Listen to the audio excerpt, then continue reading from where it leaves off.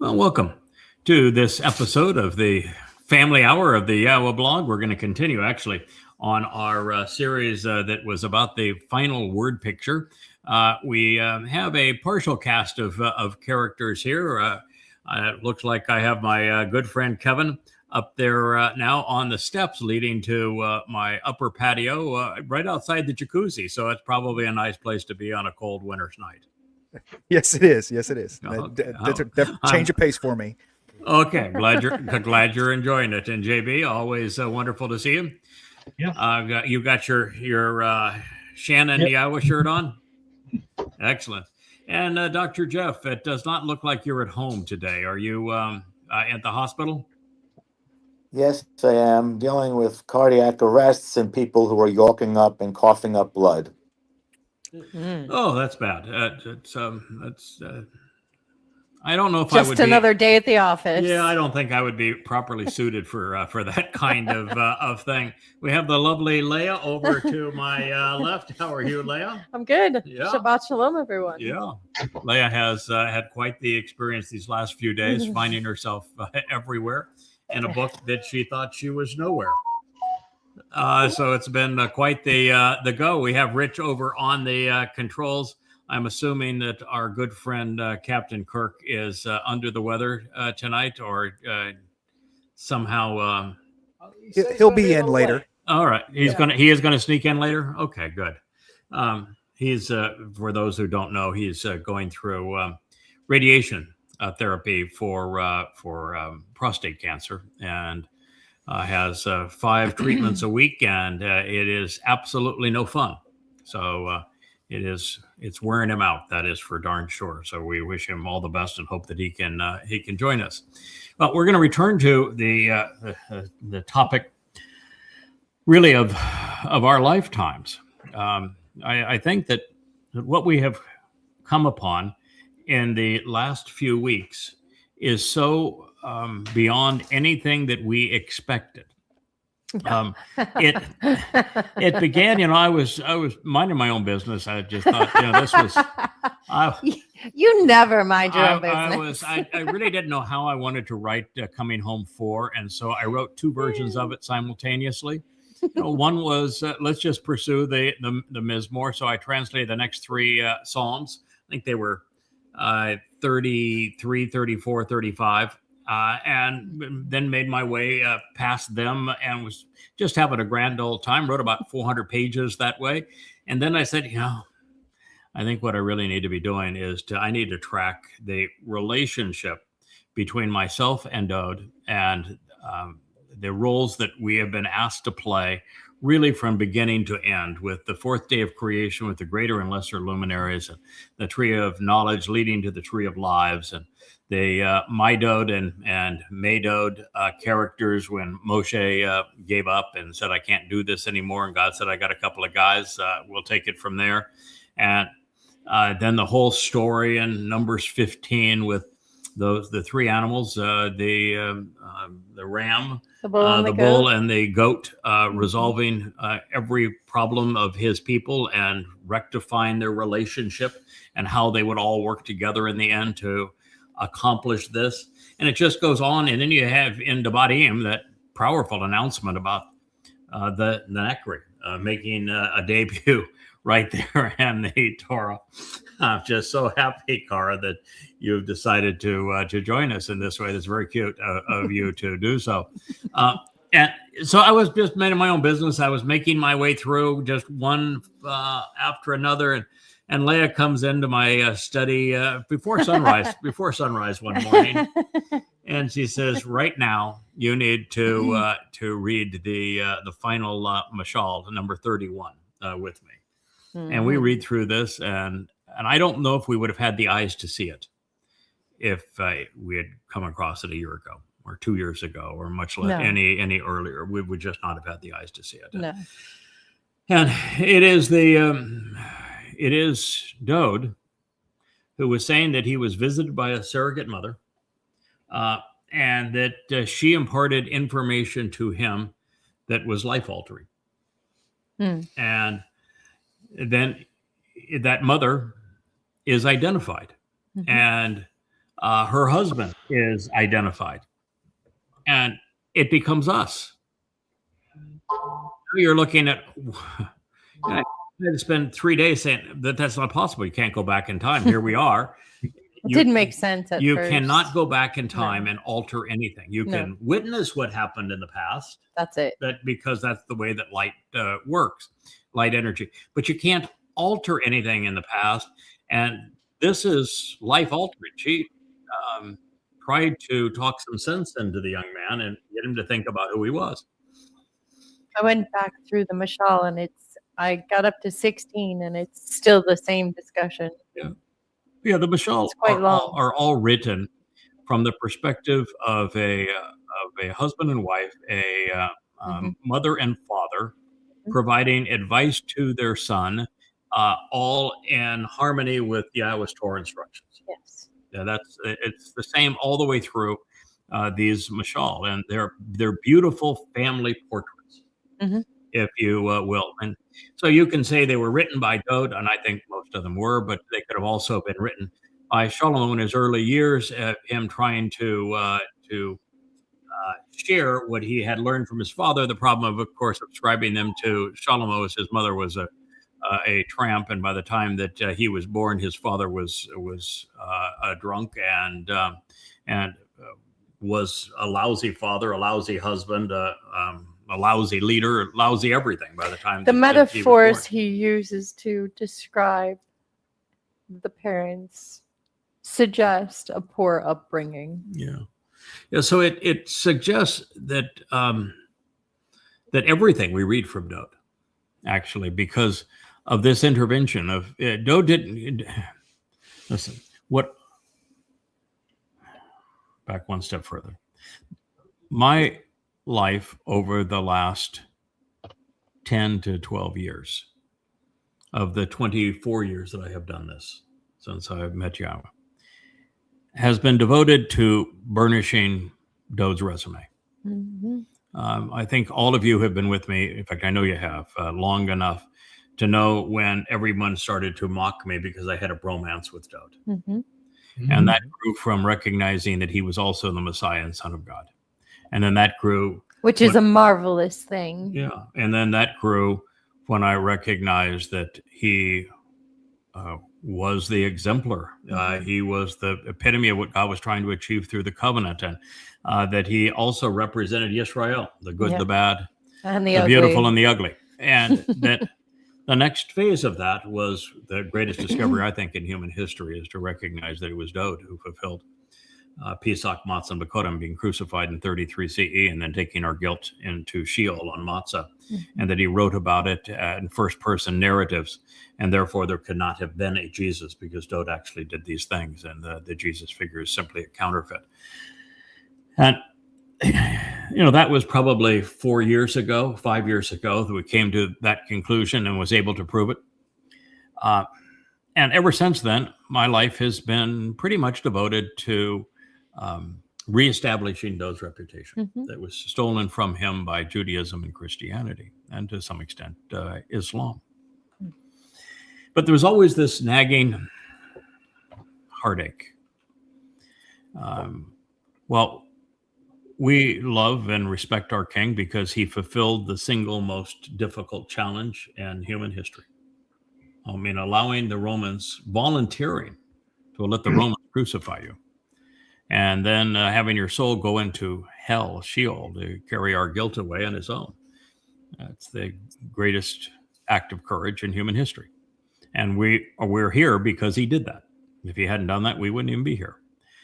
And so we have been devoted, but those who are the least bit scholarly on this, all rabbis and many Christian advocates, will push back on the idea that Dode could have been the Messiah who is also our Savior because of what Dode did to Uriah, the light of Yah, when stealing his wife.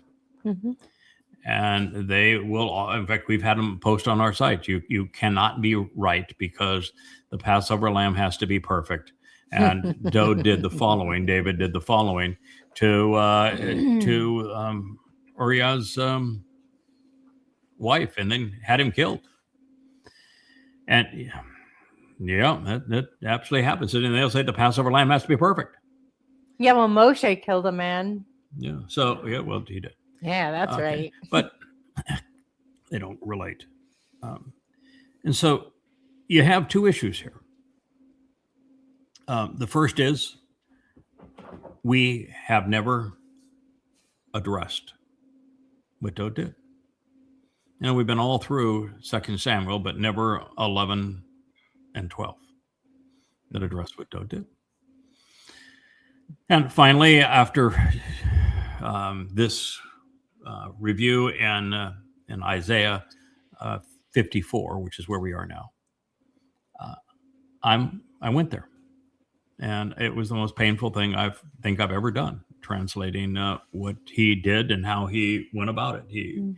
And there is no way that Dode just woke up late one afternoon after snoozing one off from being drunk on wine, and got up and staggered to the roof and said, "I think I want that one," and all those things just naturally play off from there. He had been working up to this for some time. And so we have a king that had 56, or actually he was 56 at the time. He had 48 very good years. 48 very good years. That's twice as long as I've been doing this. And, I have my battle scars to show for it. And there are days where you go, am I going to make it to the end? And I'm only half as far into it as he was. He had 48 very good years, from 8 to 56. Not perfect, but pretty With a really hard crowd. Pretty darn good years, and it's a tough job. It's a job that Yahweh tried himself, didn't do really well at. That his audience told him to shut up and go away. We never want to hear from you or see you again. That's not exactly succeeding. So it's a really tough job. Moshe, he wasn't a week out of Torah before he started saying, "God, you must obviously hate me for having me do this, and this job is impossible. And if you have any respect for me at all, you're just going to kill me now." That would say the job's pretty tough at that point. So I have a lot of empathy for him, but what he did was heinous. And it gets worse with his apology in the 51st Psalm, which is what I'm translating now. It's the most horrific thing I have encountered in all the time we have done this. And it's horrific, not because, I've seen much worse things in the Christian New Testament, much worse things in the Quran. So I don't mean it from that point of view. I mean it from the point of view, this is the man I love and respect and want to serve and support. And I just cannot imagine him saying these words or even thinking them. But it's hardly conceivable. It's heartbreaking. And I'm going to draw some conclusions from that when we go through this material that are going to blow your mind. Is to the predicament that he put Yahweh in, us in, all of Israel in, the world in. The effects of what he did were catastrophic. And I had never understood how Yahweh goes about resolving these kinds of situations. How does God do it? He's free will and all. He kicks us out of the garden for good reason. He wants to give us 6,000 years to get our act together and see if we really can be worthy travel companions and can be trusted and be decent listeners and responsive and reliable. He would be negligent if he didn't. And he would be. He'd be negligent if he didn't. Yeah. But then there's a series of events that play out on a very strict schedule over 6,000 years, and we're just 7.5 years from their culmination. How in the world did God keep that plan on track?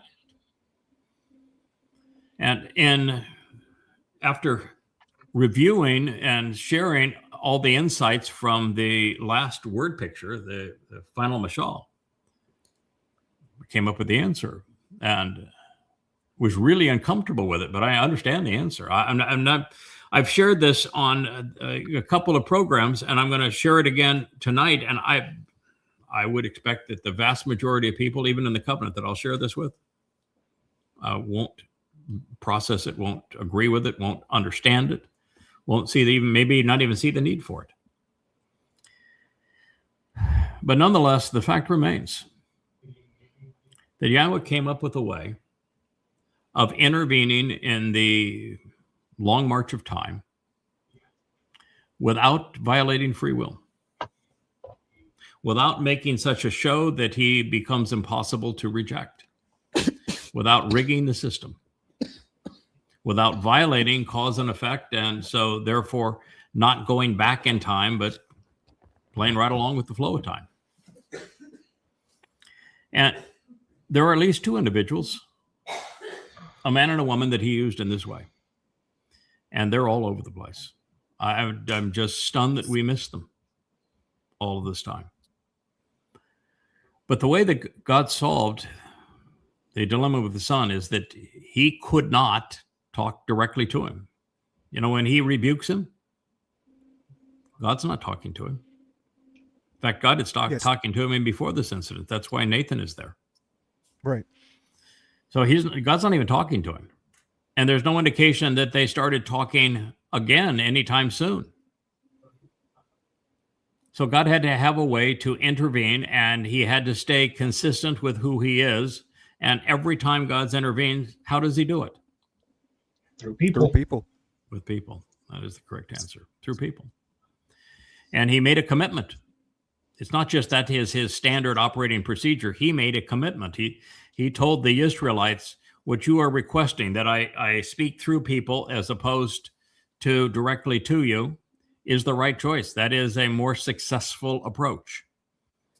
And so God intervened in the timeline, the right place, with the right people, in the right way, through individuals. And these are not people who were just happened to be born at the right time that kind of waltzed into the scene. Nope. He didn't do it that way. Like, for example, that woman who protected Moshe so that he ended up not killed, as that would have been the plan for all males at that time in Egypt, but was instead brought into Pharaoh's household. That was an Amma. And when Dode became so reprehensible that God couldn't talk to him anymore, God was in a really difficult position, because if he does not address this, then Dode is never going to face reality. He's never going to return. He's never going to get any better. And if he does disclose it, he's going to open the door wide open for Christianity and for Islam and for Judaism, because, you know, here's the best that God has to offer, and he's horrible. Justifies replacing him. So God can't talk to him directly.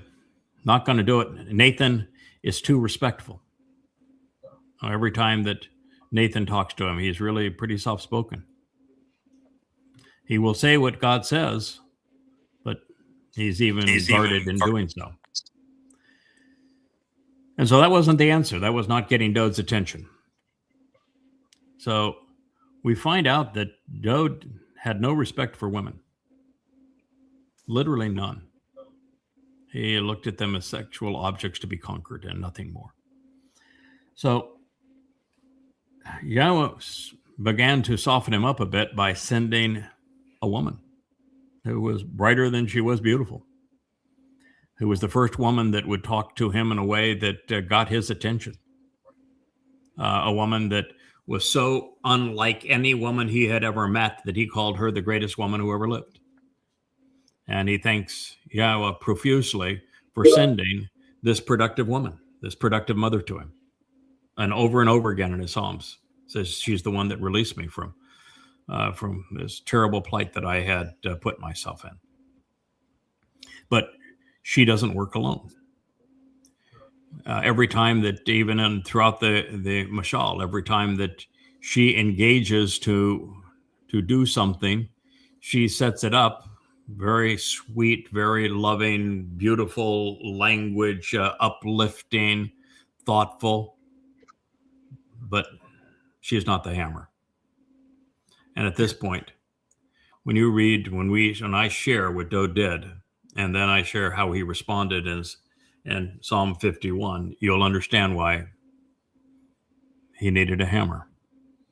And somebody had to go and talk to him who loved him in spite of what he had become, because they knew what he would become. And that is the magic of all of this that the religious do not understand. And it is one of the most amazing things that I will share with you. So after telling you, and I'm gonna go through the example here again. I did it in the previous program, but I'll do it again, of Enoch, and how Enoch set the model for this, of going in and out of the timeline at Yahweh's beck and call.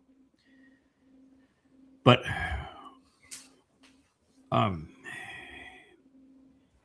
the thing that the religious miss, I was alerted to because of Jake O'Brien's song about the Adama Parah. And he did that cartoonish character of me standing with the rainbow. That's my Facebook portrait.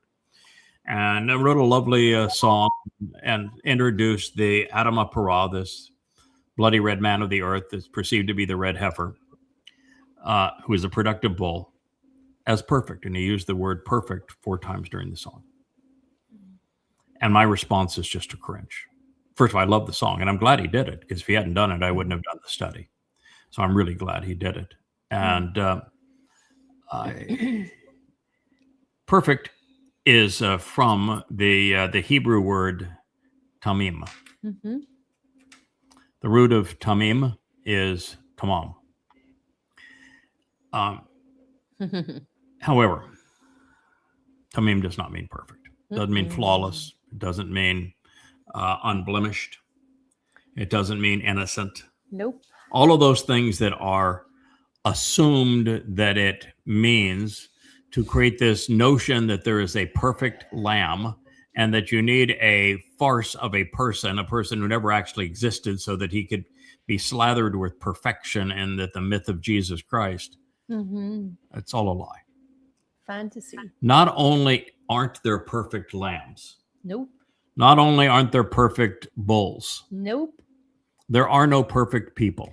Definitely not. And God's not even perfect. Moreover, if we were perfect, we would be boring. Mm-hmm. If we were perfect, there'd be nothing for us to learn, no way for us to grow, Nope. no chance for us to improve. Nope. We'd never have an opportunity to prove that we were trustworthy or reliable, or we could accomplish anything beyond just being us. Eternity would be hell. Oh God, it would be hell. It's it's those. There's a lot of people that will do like the Twilight Zone series. I'm sure you've seen them love those. before.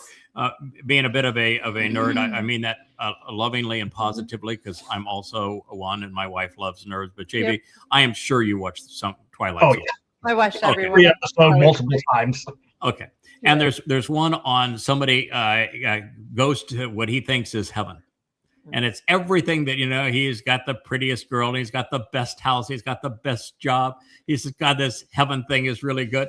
And after a while, when you play golf, and every time it's a hole in one, every time you hit the slot machine, it's jackpot. Jackpot. Yep. And after a while, It's boring. No thrill. it's not only boring, it becomes hellish. Yeah. Mhm. And that was the And- twist at the end. Yeah, that is the whole twist of this, and most people don't understand it. That if you got everything you wanted, if everything was perfect, your life would be hell. Mm-hmm. It is fighting through the imperfections that hones our character. It's this whole idea of being imperfect that makes us unique individuals and therefore interesting. Some of us have more imperfections than others and are therefore more interesting.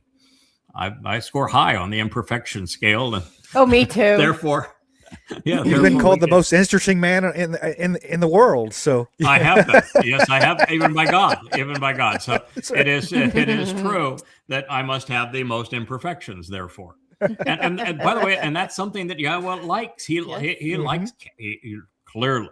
He likes lovable rogues. He likes characters. He likes So- me. Yes, and you're a character. An So- acquired taste. You are indeed, and I've acquired it. So what I learned, and it should have been obvious all along, that tamam, the actionable root of tamim, doesn't say anything about perfect. Nope. Doesn't say anything about flawless. Nope. It says that somebody completes the job. They finish what they set out to accomplish. They meet the goal. No It- religion there. It is the very thing that we have recently learned about Eden, is it not? Mm-hmm. That what God was looking for is just for us to keep on keeping on, just to show up. It's a work day. Show Right. up. Be accountable. Show me that you care. Engage. Do something, and see it through, please. But now you think, okay, well, that's a whole lot different than perfect, right? Mm-hmm. It's just being reliable, being engaged, and seeing it through. That is the definition. So the Passover lamb is the lamb that sees it through right to the bitter end, right? Mm-hmm. Yeah. Yeah. The bull that is that Adam of Parah called perfect. All it means is he gets her done. Mhm. He sees it through right to the end. Dode. He's tamim. Why? Because once we got him back rectified in his relationship with Yahweh, he manned up. True. He gabored. He saw it through right to the very end and got it done. He committed himself to fulfilling the two most difficult days in human history, allowing the Romans to crucify him and going to hell for a heavenly cause. It doesn't get better than that. He saw it through. He did the job. And we're all here because of it. That makes him tamim. Yep. And so that the religious just don't get it because they don't understand the terminology. And it's only after, I think, a better part of a lifetime. I don't know if 24 years is a lifetime, but it's a good chunk of one's life, that you're in a position where you're finally willing to challenge everything that you have been led to believe. And how many times I've looked up tamim and it says perfect, and you go, well, the Torah is entirely perfect. No, that's not what it says. It's complete. It says that the Torah is entirely complete, doing the job that it was entitled to accomplish. Mm. It'll take care of everything that needs to be done right to the very end. That's what it says. It authorizes who it authorizes, and it says what it says. Mhm. And the funny thing is that when we've opened up our hearts and minds to those, Mhm. it's inevitably, he is human. It is only the religious who have made it perfect. There is no, if you've ever raised lambs or any kind of animal, there is no such thing as perfect. There's a beautiful animal, but there's no perfect. But let's keep in mind that Dode is the exemplar for Yisrael. Mm-hmm. Wasn't edging up next to perfect. Not even close. No. Not even close. Yeah, no, he was pretty extraordinary for 48 years, and then he was a bum. Kind of like Yisrael. Well, except for the fact I don't think Israel could. We didn't even last that long. Could count 4 years where No. they were Probably not. where they were exceptional, much less 48. So then you get to the end of all of this, and you realize that we're going to continue after we have finished confronting exactly what the words say. I'm going to, Leia's told me about 10 times today, be careful with this, because I am really going after it. What I'm doing is I'm writing the exact response that I know I told him based upon what he said 3,000 years ago. That's what I know exactly what I told him. I'm not going to be any different then than I am now. And you say, wait a minute, he's our king. No, yes, he's our son. When Yahweh says, in the 89th Mizmor, Yahweh says, I'm never going to take my eyes off of him. I'm going to keep close watch over him forevermore. How does God work?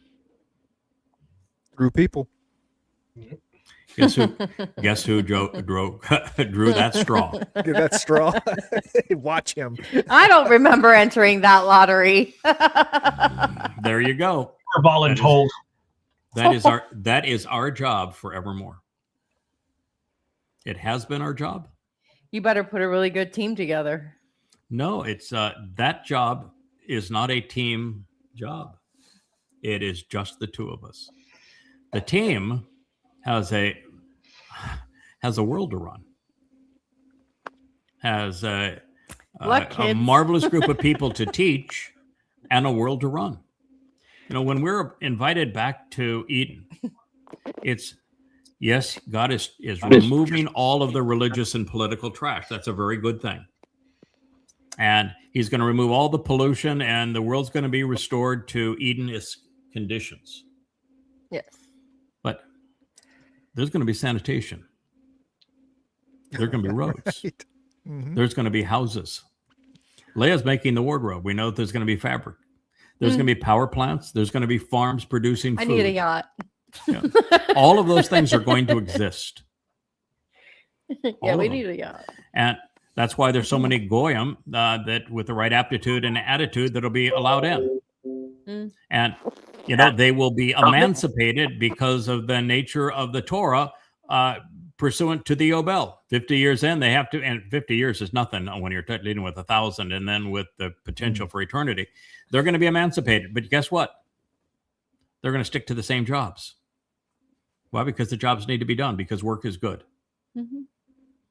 Sure. And so... And it'll be a much different... There is a community. world to run. Power plants, internet facilities, roads, farms, distribution, sanitation, all of it has to be managed.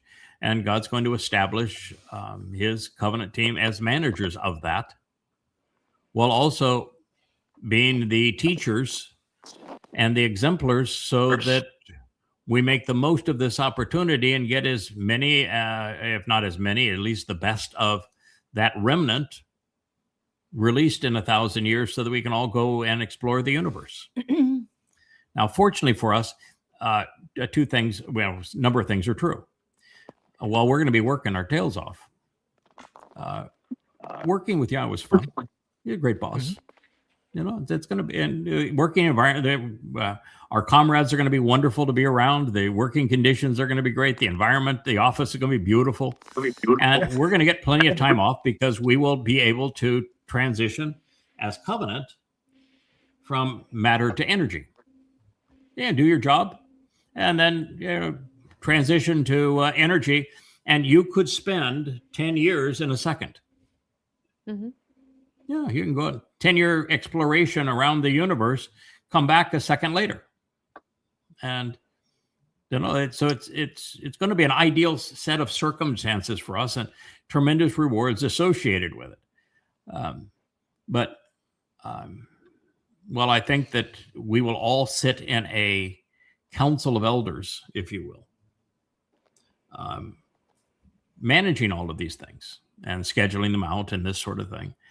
I did learn that my job isn't what I thought it was going to be. I'm not the king's herald. I'm the king's conscience. So It's a whole different responsibility. And Leah's his mother. And that's going to be the condition for a very long time. And, what a headache. Oh, my. Well, no, it's He's not really a really, headache. like, he likes to chase girls. He's, oh, my God. Well, yeah, with that part. Yeah, because you see, I won't see any problem. I won't see any problem with that. But you're going to have to, have him have some respect for women because he has none. None at all. Yeah, none at all. So it's an interesting realization, and and it's not starting 7.5 years from now. It goes back at least 3,000 years ago. Mm-hmm. So how does God do that? Yeah, really. All right. So the big challenge again is getting past our Time. human perceptions and our religious perceptions. And that is that from a religious point of view, you want to be bodily resurrected, and you want to be on the comfy couches, eating bonbons and singing hymns and all that kind of stuff. And you don't want to be down there in hell where your body is being scorched, right? But yeah, that's what's promoted in Christianity, promoted in Islam, promoted throughout the society. But that's not realistic. There are no bodies in hell. There are no bodies in Shamayim in heaven either. Our bodies are a tremendous liability. This universe is unexplorable. There's no reason to enhance the remaining remnant of Yisrael or the Goyim who enter the millennial celebration of Sukkah. If we're going to stay in physical bodies, you can't do anything. You can't leave the planet. Even our astronauts that fly around on the International Space Station, they come back emaciated. Their hearts shrink, their muscles atrophy, their bones disintegrate, and that's still inside of some semblance of Earth's protection. But we don't do well outside of Earth's gravity. We're just not. Even if they're exercising 4 hours a day, 6 months, and you bring back half a man or half a woman.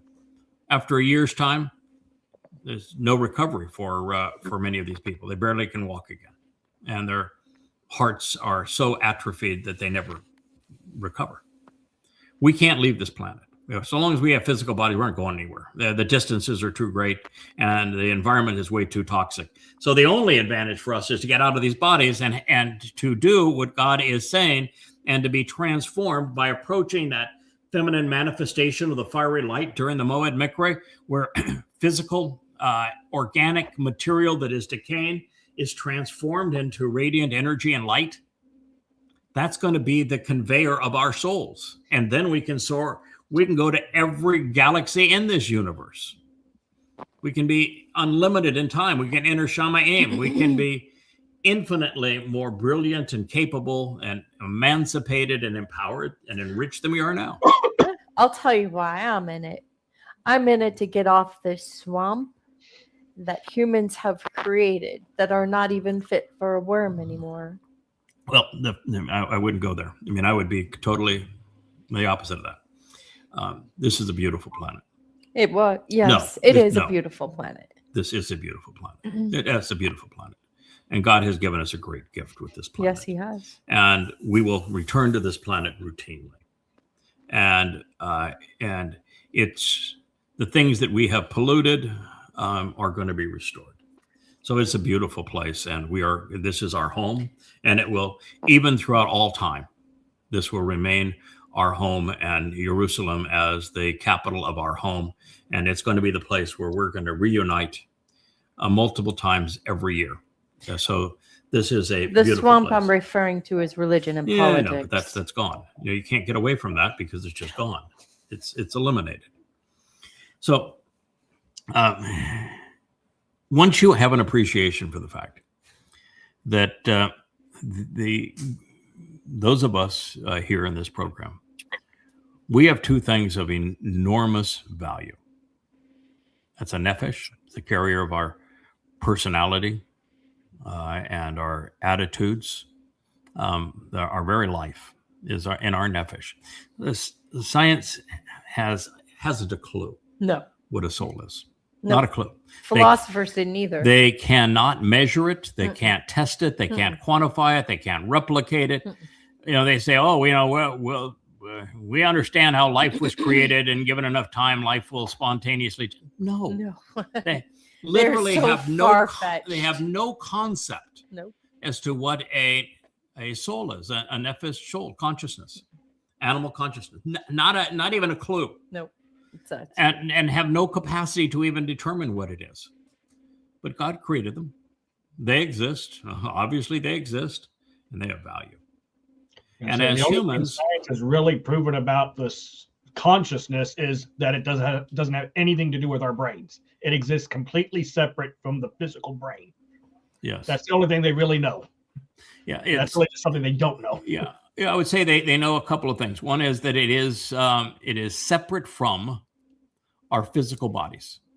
It is distinct from our physical bodies, but its absence from our physical bodies causes our physical bodies to instantly die. Mm-hmm. So it is essential for life in our physical bodies. The moment it's gone, we're dead. And by the same token, it is not part of our physical bodies. It has no mass, and we cannot calibrate the energy. And yet it is. And it is the single most important aspect of us. It's called a nephesh in Hebrew. And the other part that is unique to every covenant member is an asoma. Yeah. And I say every covenant member because I'm convinced that even if the majority of people have one today, it is so atrophied that it is useless. The Nesama is what made Adam unique in the garden in Chawa as well. It is the ability to be judgmental, to be discriminatory, to be perceptive, to distinguish between right and wrong. That is the essence of a Nesama. It's how we think differently than other animals so that we can be moral, we can be just, we can be fair. We can distinguish what is worthy of love and what is worthy of hate, and how to go about treating both of those foes. Are not necessarily foes, sometimes adversary or allies. So this made us unique. Now, these two things can be extinguished or made eternal. Eternal in Yahweh's presence, or eternal in a black hole equivalent to Sheol, where time exists eternally, but there are no other dimensions.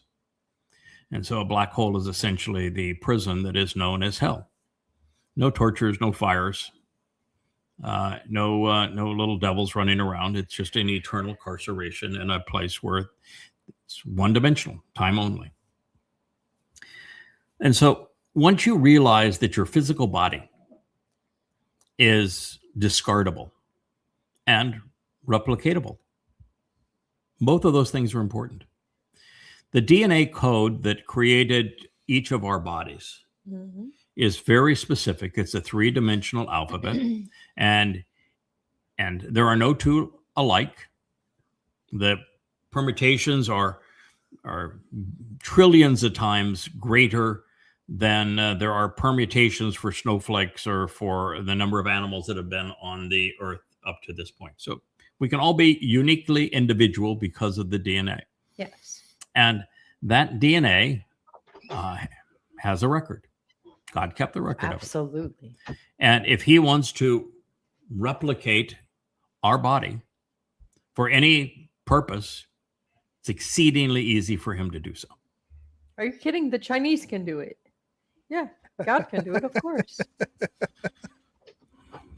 They're almost as good as the Chinese. There, God is. There you have it. The Chinese can do it, of course. Yeah, directly from the Amma. God's qualified as the Chinese. I'm really glad to hear that. I've dealt with enough Chinese-based products that I would much rather have Yahweh rebuild my body than the Chinese. I'm gonna go with you. Absolutely. Go with Yahweh. Differ. So, Yahweh will actually give us instructions. Right now, when Dode returned in a second of 3 lives, Yahweh dialed up his DNA and say, "Oh, here you go. I'm going to put your soul in a replica body, and that body's going to be destroyed. So what? I'll make another. Make Not another. a problem. When you come back, I'll make another. If you want to be taller, fine. If you want to be, there's so many combinations. Sturdier, that's fine too. Whatever you want to be. It's well, it works. Here's how you manipulate the code. It works within the haplogroup. Yes. Yeah. But it anyway, works within your genetic code, but there's so many variations within your genetic code. You're going to be able to dial it up whatever you want. So easy for God to do. Piece of cake. He can do it while napping. And taking care of a soul is easy peasy for him. So our souls can come and go as God sees fit, and he can dial up a body when he wishes to. Now he has to be a little bit careful because, it's he does not insert souls into bodies and then withdraw them unless there's something really extraordinary going around, because for the most part, 99.9999999% of people it's just the ordinary flow of the progression of life and death. Well, with free will, you have to allow for a certain amount of chaos. Yeah. So of course, But to keep it on track, to keep the timeline flowing in the direction that it must, it has to have guardrails. and it's the way that God goes about resolving these crucial pinch points. Moshe, for example, he needed to be entered into Pharaoh's household so that he would be a Hebrew that would be educated, that he would be a Hebrew that would know the ways of the Mitzri, would speak that language, would also speak Hebrew, would have come to know the religion, the politics, the caste economic system of the Mitzri, the Egyptians, and have rejected it. He needed a man that had done those things. And that was not going to happen unless it was talk about what do you think the likelihood is that a Hebrew boy who's supposed to be assassinated gets floated down the Nile and picked up by Pharaoh's daughter and taken into Pharaoh's household? What do you think you want to run the odds on that? I'm going to ask Perry to do that, but yeah, I'm with you. Yeah. So there's an Amma in that story. So that's right. That's why there's an Amma inserted that story. Mm-hmm. God says, go take care of this for me. This is what I want done. You go down, you do the job. When Moshe was had opted out, and Moshe didn't handle it very well. And Moshe didn't just say, "Hey God, it's a really tough job. I'm obviously inadequate for it, and I really don't want to do it anymore." That would have been bad, but not terrible. No, he says, "God, you must really hate me to put me in this situation. What did I do to you that would cause you to despise me to this degree that you would subject me to this? If I'm wrong and you do have any degree of compassion for me, any regard for me, you're just going to kill me." That probably is not the best approach. I think it says more about the children of Israel than it it does about Moshe. Well, it does. It does. It doesn't exonerate Moshe. No, it certainly doesn't. But it says a lot more about them. Yeah, it does, but it's still when he had that meltdown. Yeah, God is so different than he is perceived religiously. Yes. He didn't pat old Moshe on the back and say, "Come here, come on, kid. Come on, kid. Isn't that bad? I love you. I want to support you. We're going to get this done. You're going to see they're really not that bad. No. Come on. If you only love enough, we can, enough love. No. Right. You get this. No. Turn the other cheek. Turn the other cheek. Judge not, lest you be judged.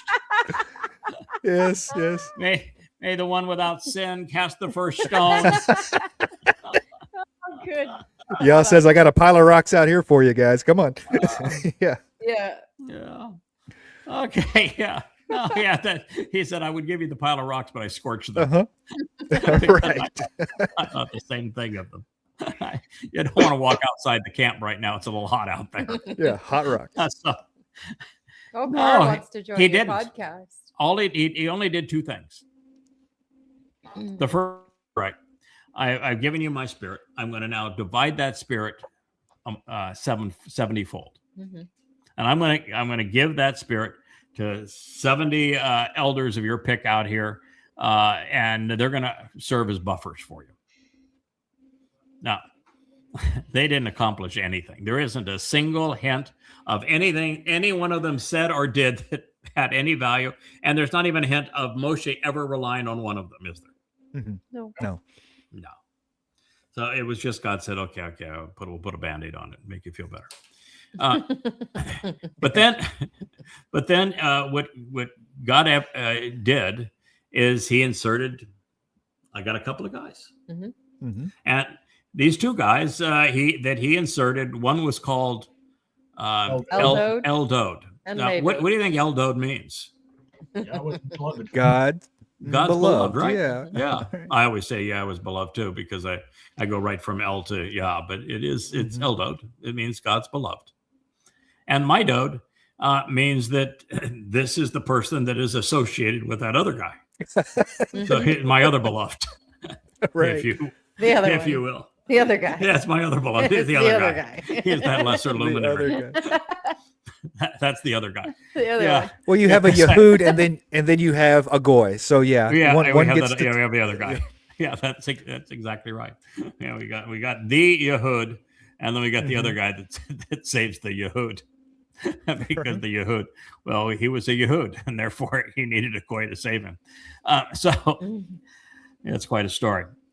So he inserts him, and when Dode fell as far as he did in all of this,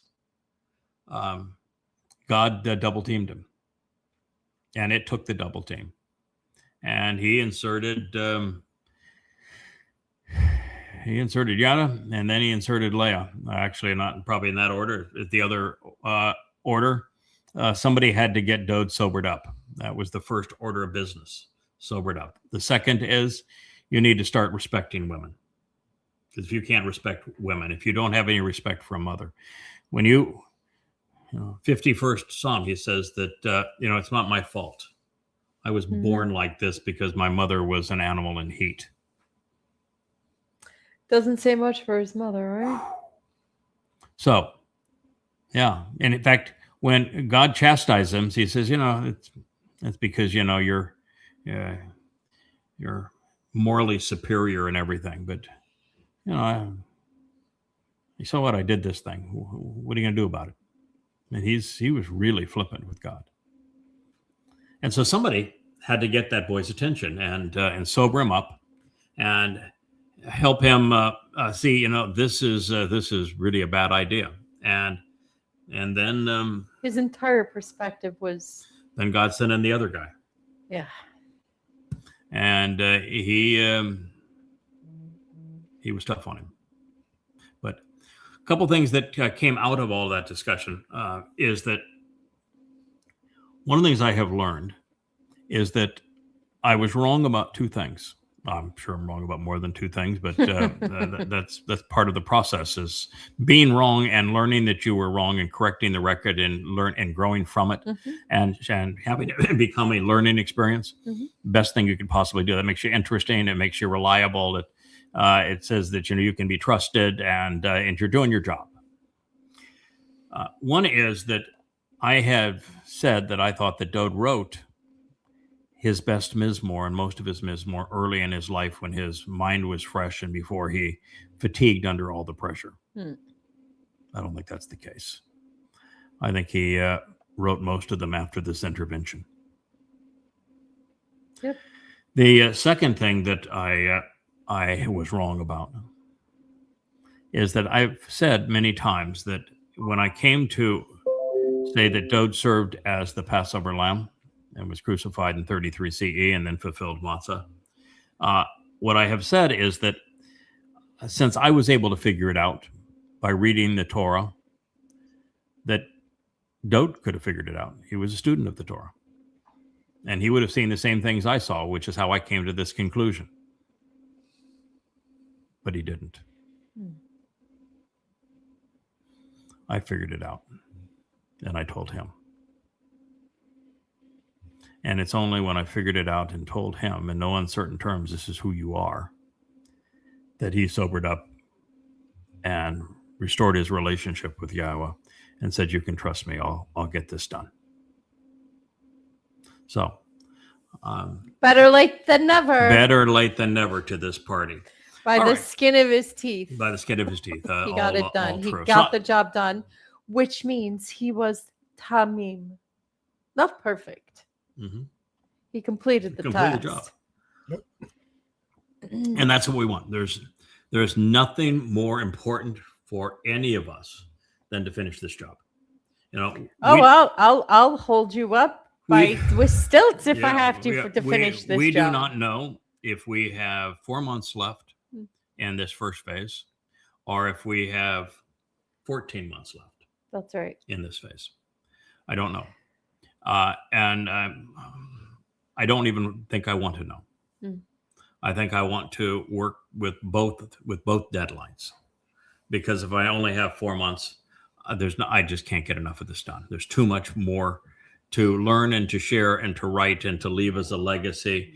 And 4 months is not enough time to get that done. Mm-hmm.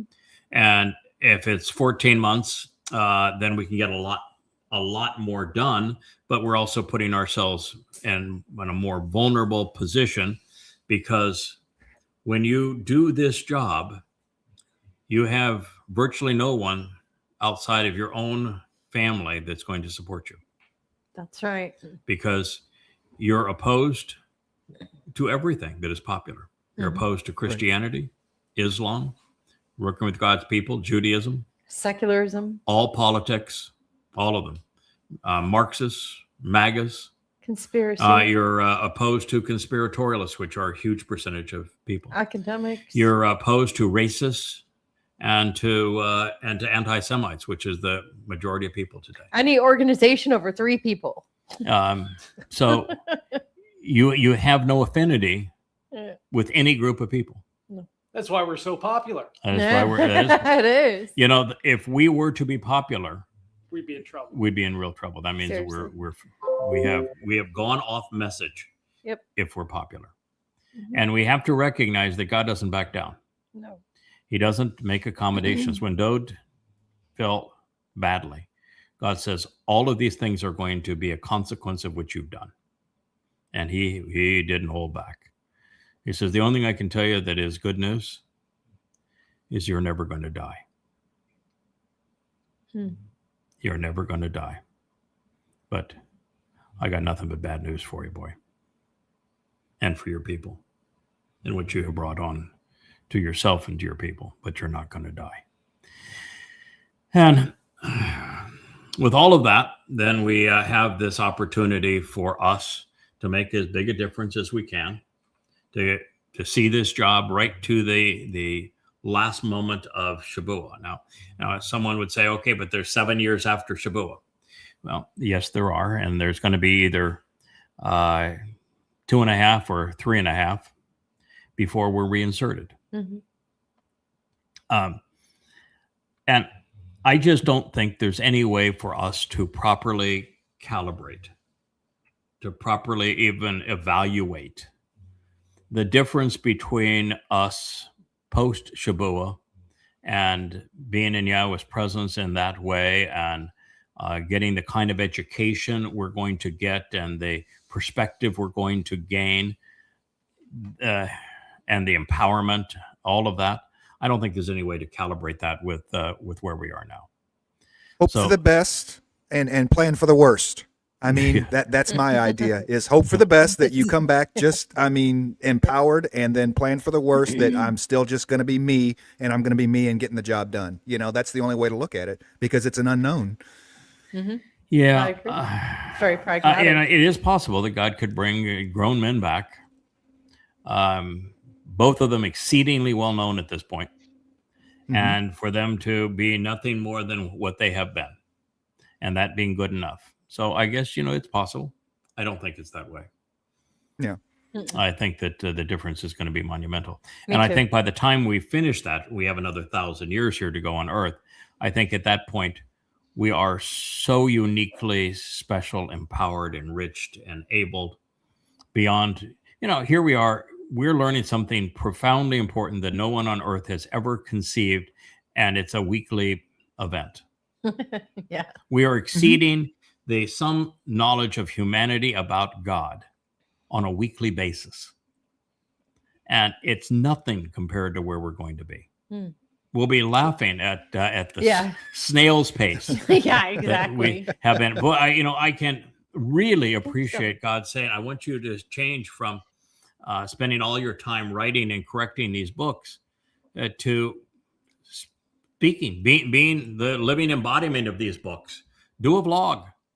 Because if we were doing what we had done previously, we would never get out of correcting the books. Right.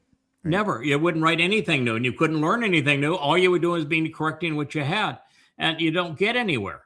Like Joe the other day sent me an email and said, your Babel series first volume makes statements about the Toralist one coming out of Macedonia. How do you want to deal with that? Do you want to rewrite that? And I said, no, because where are you going to stop if you start rewriting things? So here's what I want you to do. I want you to put a parenthetical, whatever that chapter is, at the top of the chapter, and to say that since the time that this was written, we have learned a great deal more, particularly from the prophet Yeshaya.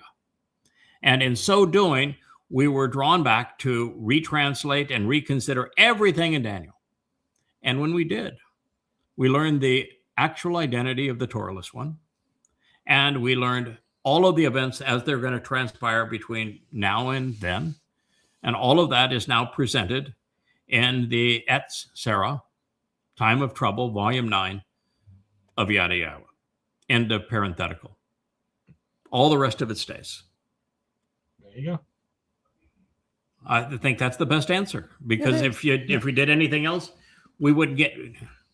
There's not enough time to do what we need to do now, much less take 2 years out to rewrite all the books. That's true. So I think in that period, the 3.5 year period, you're going to get a big major lesson from Yahweh, because you're going to have time when Yada and Elia are up on the temple or the out, teaching. You ain't going to have time to be doing translations, and you're going to be speaking all day, every day, I think. And you're going to have to already know all that. So you're going to get a first-hand lesson from Yahweh. Yeah, I mean, my hope is and expectation is we show up, and after you have a big hug and a grand appreciation and a big sigh of relief, and you say, okay, how do we do? What did we get wrong, and what did we miss that we need to know to complete this story and to be accurate? I'm ready to go to school. Yep. Let's go. 3.5 year crash course. Yeah, this is my expectation. I say we got either 2 or 3 years. Let's get at it. What did we get wrong, and what did we fail to see that's important to communicate? But if I'm not mistaken, when we are given the new edition of the Torah for guidance, I think that there is actually going to be 2 of them. And I think they're going to serve a different purpose. I think that the Torah as it exists right now is going to be part of the fabric of that mortal remnant. And therefore, they're going to need books and programs like this to explain it. So I think we're going to continue to do what we're doing for them. And then for covenant that are now able to come and go and to go explore the universe, we're going to have a set of instructions on how to properly express free will with the guardrails necessary in 7 dimensions, so you don't go do something that's dangerous and rip the fabric of time and destroy the universe. You're going to have some guardrails. Free will is going to be different going forward. And we're going to have infinitely more choices, but yet have some constraints on our free will such that we don't do something stupid. So I think that even in that, based upon what we learned, JB, when both of us started translating and thinking, oh, well, I'll just translate. No, it doesn't work that way. The learning is based on having somebody make the connections for you, draw the word pictures for you, explain it to you. And I think the same thing is going to be true with the covenant family, going to look for elucidation. And I think we'll be writing and conveying texts on, here's the video on chapter 7 of the owner's manual, going forward and visiting new galaxies. Here's how to, the owner's manual and the video presentation on DNA. Don't do this, but these are some things you may want to try. And then on Earth, we're going to be doing exactly what we're doing now. And the Torah and prophets going right through them, explaining all of this and saying, these are the lessons. Listen, act accordingly. And So I actually think we're going to have the opportunity to do the same thing. Go ahead, JB. I said, you got 1,000 years as an open book test at the end. Yes, correct. Yeah, it's what is so amazing about this open book test is that while there are correct answers, and we're expected to know the questions and know the answers and to provide the correct answers, the test is far more than that. That, you see, when Abraham took Yishak up Moriah, and I've always referred to that as the test to confirm the covenant narrative, did God probe him with a bunch of questions? No. No. So it wasn't a test in that regard, was it? No. It was a test of tamim. Are you willing to see it through? Mm-hmm. These are my instructions. Are you willing to see it through? That's the test. He lifted the knife, didn't he? Mm-hmm. And then God says, you passed the test. Now I'm going to provide my son. So let's have a great meal. Let's enjoy Passover. All about understanding the plan and what's expected for us. But that's the test we're all expected to pass, showing that we're willing to listen, do as God asks, be responsive, and then be reliable. So I do want to return to where we were, and I want to begin with the first statement of the 54th chapter of Yeshaya. And I want to introduce it a little differently than I did previously. This is celebrating a barren woman who's supposed to be joyous. So why would God make a big deal of one woman? Because this whole thing is one woman. We're going to go through like 12 statements.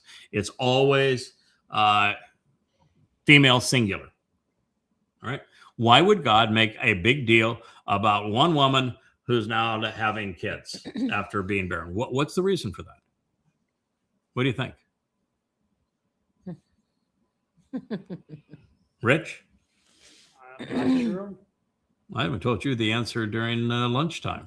Then I obviously wasn't paying attention. Oh, wow. Okay. So I'm making a big impression. All right. Well, there's a kind of a lot going on. There is a lot going on. That's fair. There's a That is lot fair. going on. That's true. I would agree. Look, it's wearing Wookiee out. The reason is that for 3,500 years, There have been no children. Israel had stillborn children. Mhm. There were no covenant children. No. That's the reason. Because Israel was childless where it mattered Mhm. in the covenant. And so the reason this is a celebration is there is now a woman and her husband that are conceiving the covenant family. And that's the celebration at long last. So you, of all women, should sing for joy as a ringing endorsement. Ringing endorsement of what? Yahweh. Of the woman? No. Of Yahweh and of the plan and the covenant and on all Everything. of this. Dude, all of Yeah. So you should, of all women, should choose to sing a ringing endorsement. it. Mhm. Oh, barren and infertile woman who has not yet given birth. How many natural childbirths have you had, Leah? None. Right. How many miscarriages? 6. 6. How many barren women are in the Torah story? 6. 6, huh? And everyone had their the problem of being barren, infertile resolved, right? Except one. Yeah. Mikhail. Oh. She did not have hers resolved. She would be the 7th, I guess. Yeah. She did not barren have hers woman. resolved. Yeah, we don't even want to go there because yeah, she absolutely was. She didn't respect her king She was not resolved. or her husband. All right. So, oh, barren and infertile woman who has not yet given birth. But this is interesting. Hmm. But 3,000 years ago, you had a son. I don't recall. Yeah, but 3,000 years ago, you did have a son. It's just that you didn't give birth to him because his mother, according to Dode, was the reason he turned out bad in the end was because his mother was bad. So what he's saying. He's saying that badness is, yeah. In the 51st Inherent. Mizmor, he actually says that badness, the reason he was bad was because it was passed on to him through childbirth because his mother was a whore. Yeah. Wow. That's Sounds like he's been going to some sperm in the therapist. egg. Yeah, I'm going to Yeah. tell you one thing for certain. That sperm in the egg do not know if you were conceived in love or in hostility. They do not know if it was hot and stormy or if it was so cold and meaningless that both fell asleep. That sperm and egg do not know. They do not care. Blame the parents. Blame the parents. Blame the parents. Well, he wasn't. It's one thing you can do is blame the parents and say, "Oh, I had a lousy upbringing." Well, okay, so I had a lousy upbringing. So did my wife, Leah. Yes. Yes. Both of us had really crappy parents. We lost the parent lottery. Hmm. And Doe did too. Yeah. But he's not blaming his parents. He's blaming the sexual encounter where he was conceived. Yes. He says that is what made me bad, and it was a mistake. I shouldn't even be here. That's what he said. Probably not the best answer you could give God. Whew. Just saying here. And who has not yet borne a child, you will become genuinely and ever more serene, birth and happiness. So we know, Leah, that you're going to get through this period ecstatic and delighted, it says. And the way she's snickering over there is because Leah is an introvert. She likes to be behind the scenes. Yeah. And to be thrust into the forefront as was Amma Not my thing. is not her thing. Very uncomfortable. And so she's doing everything she can to learn everything that's ever said about this creature and what she's supposed to do so that she sees it through. But it is a really uncomfortable position to be in. And I just keep on reminding you, said, welcome to my world. Yep. This is where I have been the last 24 and a half years. It's, well, It's a hot seat. now you know exactly what it's like. Yep. And you'll learn more about what it's like. And one of the things that you have to learn, and this is going to be very difficult initially, is that you are exposed to something and you immediately want to share it, but you're not really prepared to share it. You have to be methodical. You have to sometimes just take a breath back and say, I'm going to wrestle this one all the way down. And I'm not going to report the totality of what I'm learning until I've made it all the way through. And I have verified the text and I have correlated other things with it. And I have put together the plan, or at least that I've thought enough about all of these issues up to this point, such that I know how this piece fits into that picture. And, I've been doing this now for 24 years. And now finally, as the Etzah Dayath, each new piece, I can say, oh, that one fits right there. Missing that piece. Now I got it. So she will want to shout at the top of her lungs. I've heard that before.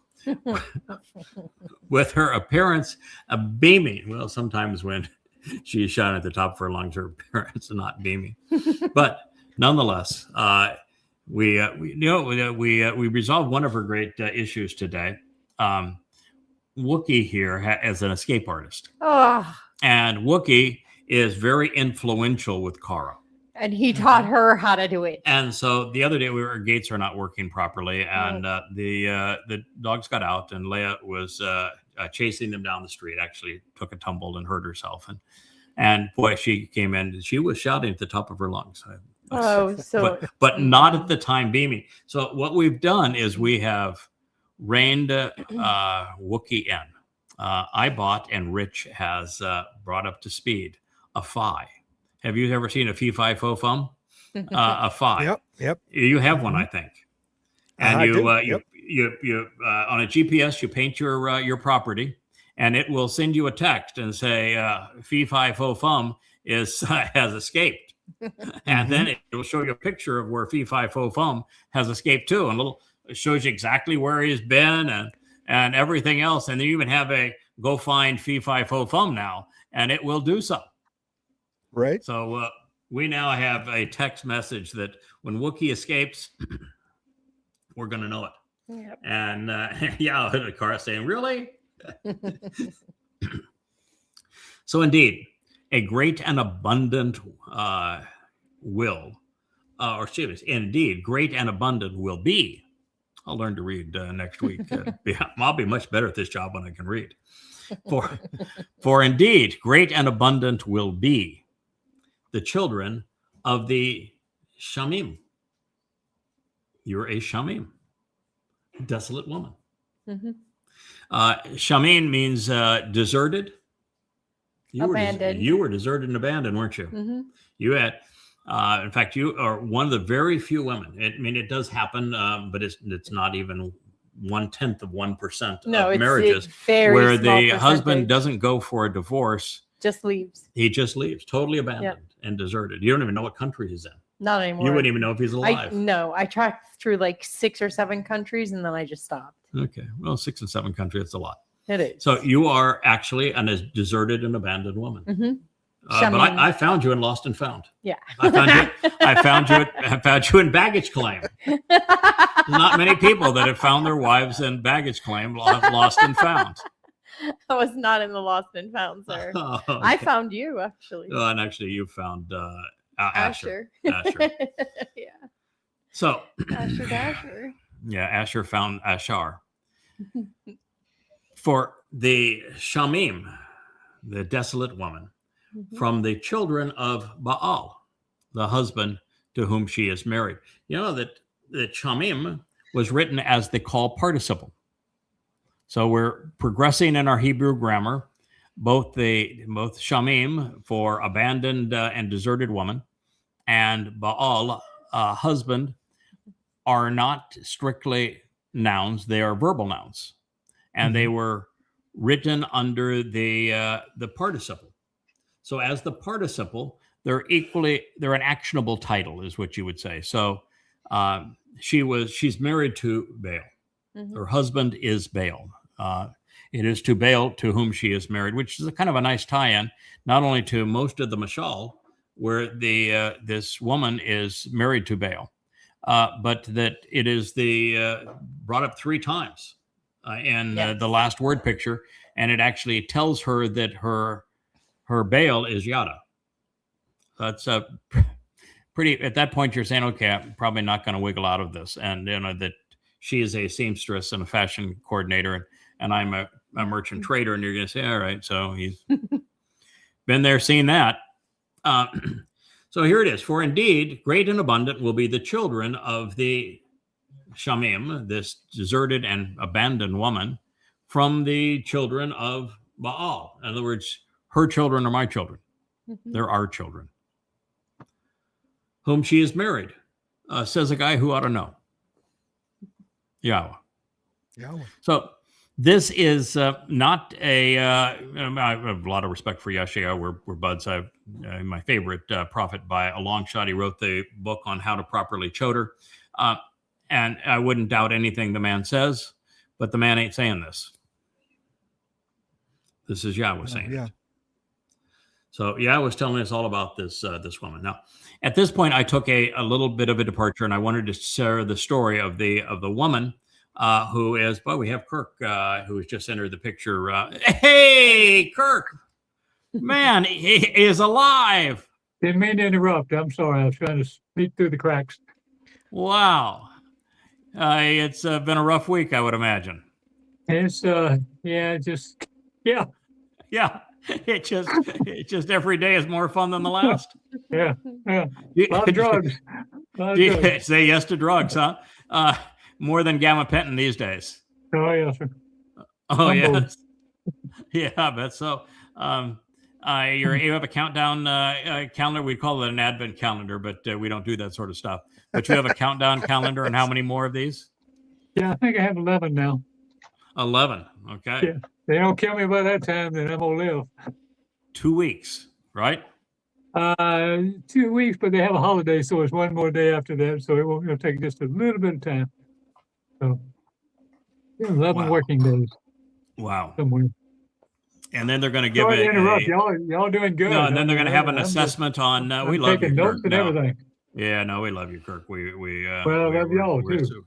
you can see we're delighted to have you here. Thank you Um, very much. Yeah. So Hey, we're JB. and we're Do you Oh, see how much everybody else? baby Carl loves boba tea? yeah. What? Yeah. Wow. we we have two spoiled dogs. Not that you would know anything about that, Kirk. No. No, no. Mine are not Which spoiled, dog no. likes boba No. tea? No. Anyway, welcome, Thank you. Kirk. Thank you. Shabbat shalom, Kurt. Yeah, Shabbat shalom. Shabbat shalom. Well, I appreciate it. Thank you. So I wanted to do just a quick review of the women who were barren and see if we can learn something from them. I went over this material before, but we get I think, a much better response to this Family Hour program, and I think it's a better learning experience because we can all chime in and contribute to it. So I'm going to share first about Sarah. She is the most famous of all barren women, probably in the history of the world, right? Yeah. Yeah. Then God said, with unfolding implications over time, to Abraham, this should not be seen as troubling or wrong or bad. Al-Ra'ah. Now, when God uses Ra'ah, it means this is bad.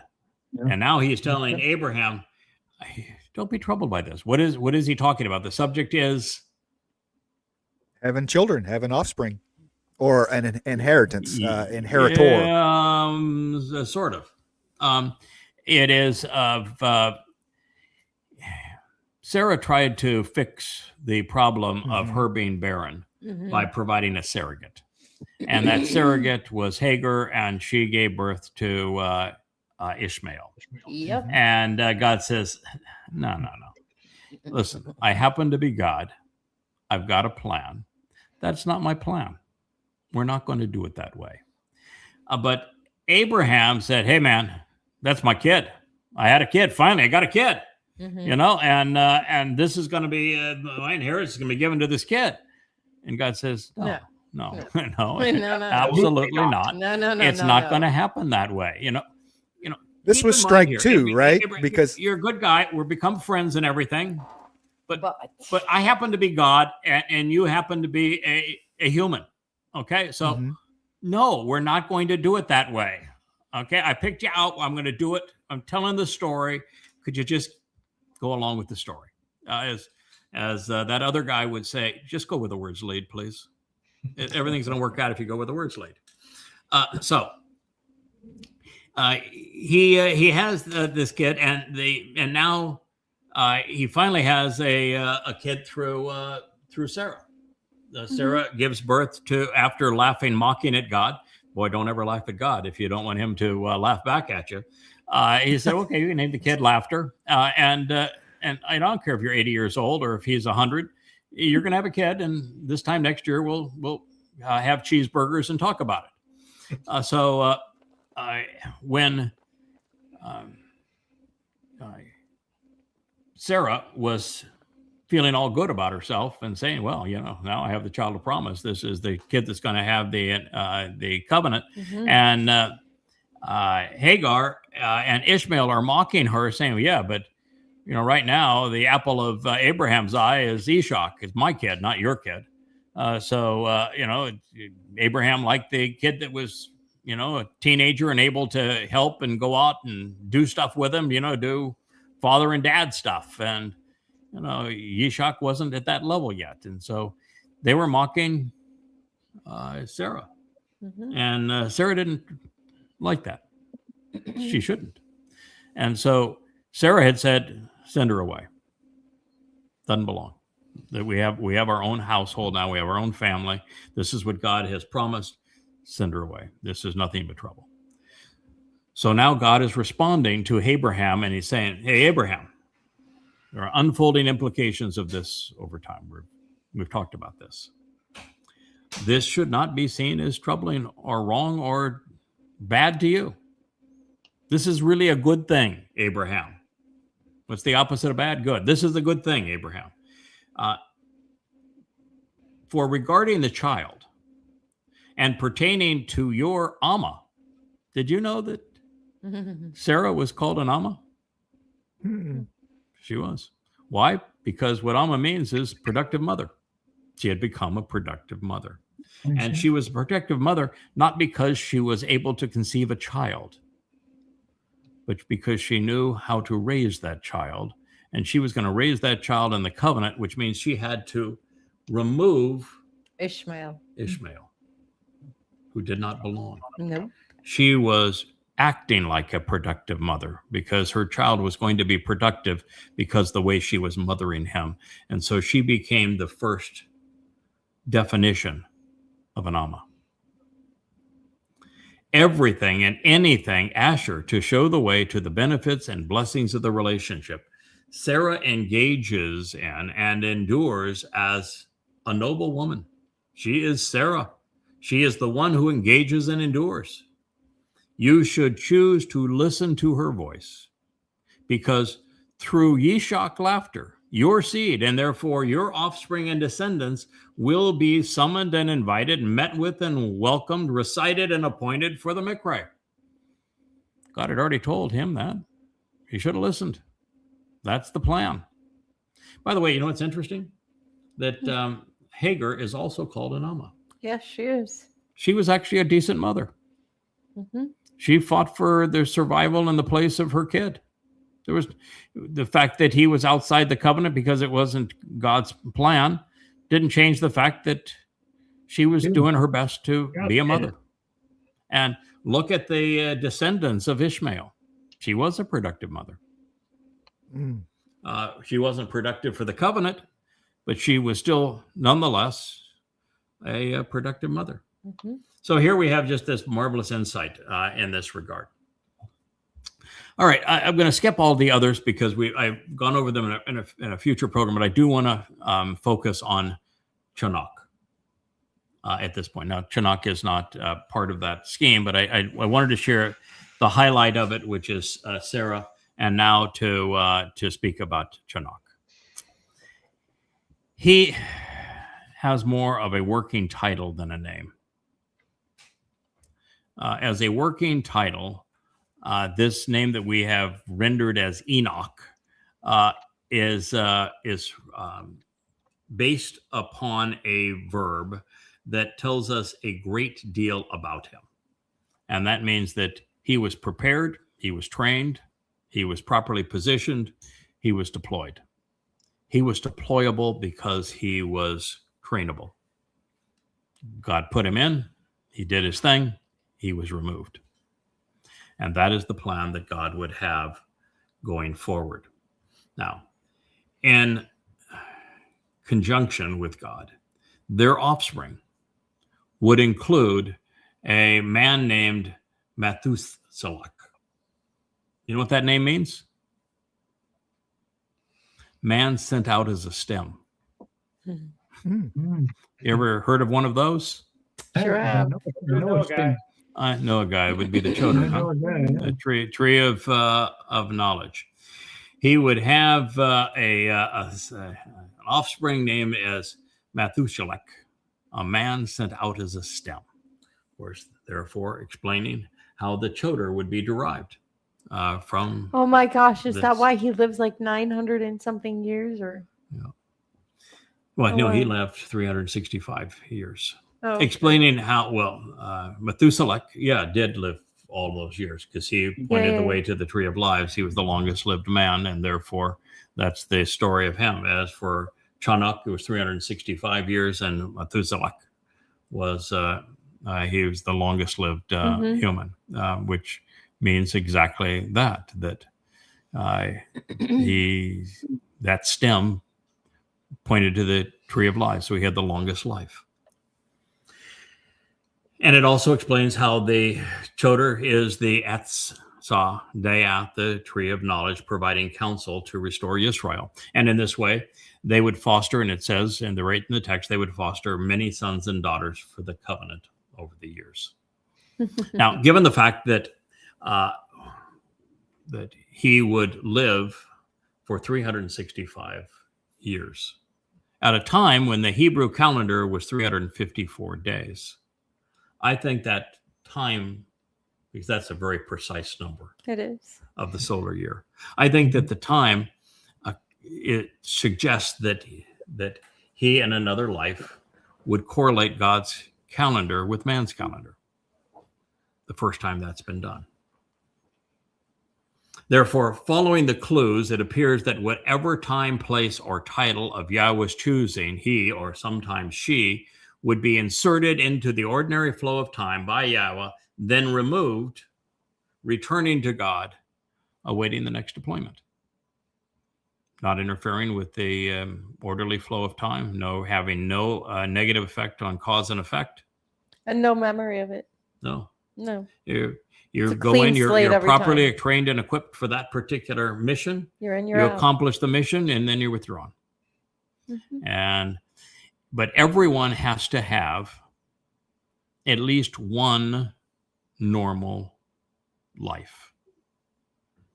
So even those souls have one full normal life Complete. where they have the opportunity to demonstrate that they can learn and grow and mature and be what God has expected of them and what he has said of them, and they'll represent who he has claimed of them.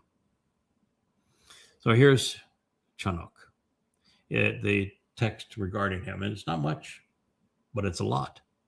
Chanuk, trained and prepared, dedicated and deployed. Boy, is that ever a sweet spot for exactly what we're conveying here. Was unfazed by external human influences in his consistent walk through life. So do you know how I came up with he was unfazed by external human influences? I mean, walk through life was easy. The verb is halak. You heard of the hitpael stem? Mm-hmm. The hitpael stem means that the action of this verb is being conveyed in such a way that the one who is the subject of the verb has no outside societal influence on him of any kind. He's not affected by religion. He's not affected by politics. He's not affected by conspiracy. Men are not going to sway him at all. This person is being sent in and prepared by God to perform a mission, and they're going to stick to the plan that God has prepared and laid out for them, and nothing any human's going to do is going to deflect them. It's kind of like special forces team. They are, except that's pretty small. Yeah, very And- tiny. And in his special forces, they accept women. Yeah. Mhm. Yay. Yay. If you're going to go out and pound the bonies, man, it's better to be with a pretty girl, right? What a goyle. Yeah. Yeah, pretty girl. All right. Okay. Well, I'm getting better. Yeah, there we go. How about a smart girl? Well, Les is a smart girl. Two. Well, All the above. but, I wrote here recently is that Dode finally met a woman who was brighter than she was pretty, and became prettier because she was brighter. Mhm. Here. Yeah, I knew if I had just written that first part, I was going to get flack for that, even though she likes the brighter than she is prettier. But that was not going to fly. So I said, You're there's still bringing it Right right. on- right Well, on we're the Intelligent head. 7 is a 10. I'm going to tamam this one right here. Yes. I'm going to Yes. complete it because she becomes prettier because she's brighter. All right. So was unfazed by external human influences in his consistent walk through life with the Almighty. By the way, this was written in the imperfect in addition to the hitpael. So it means that this is something he did without intermission, with great regularity. This was not a one-time event. This was not one and done, as they say. It was not written in the perfect, written in the imperfect. Afterwards, he delivered with him Math-ush-Shalak, a man sent as a stem. So afterwards, there would be a Choder. At 300 years. Then he fathered other sons and daughters.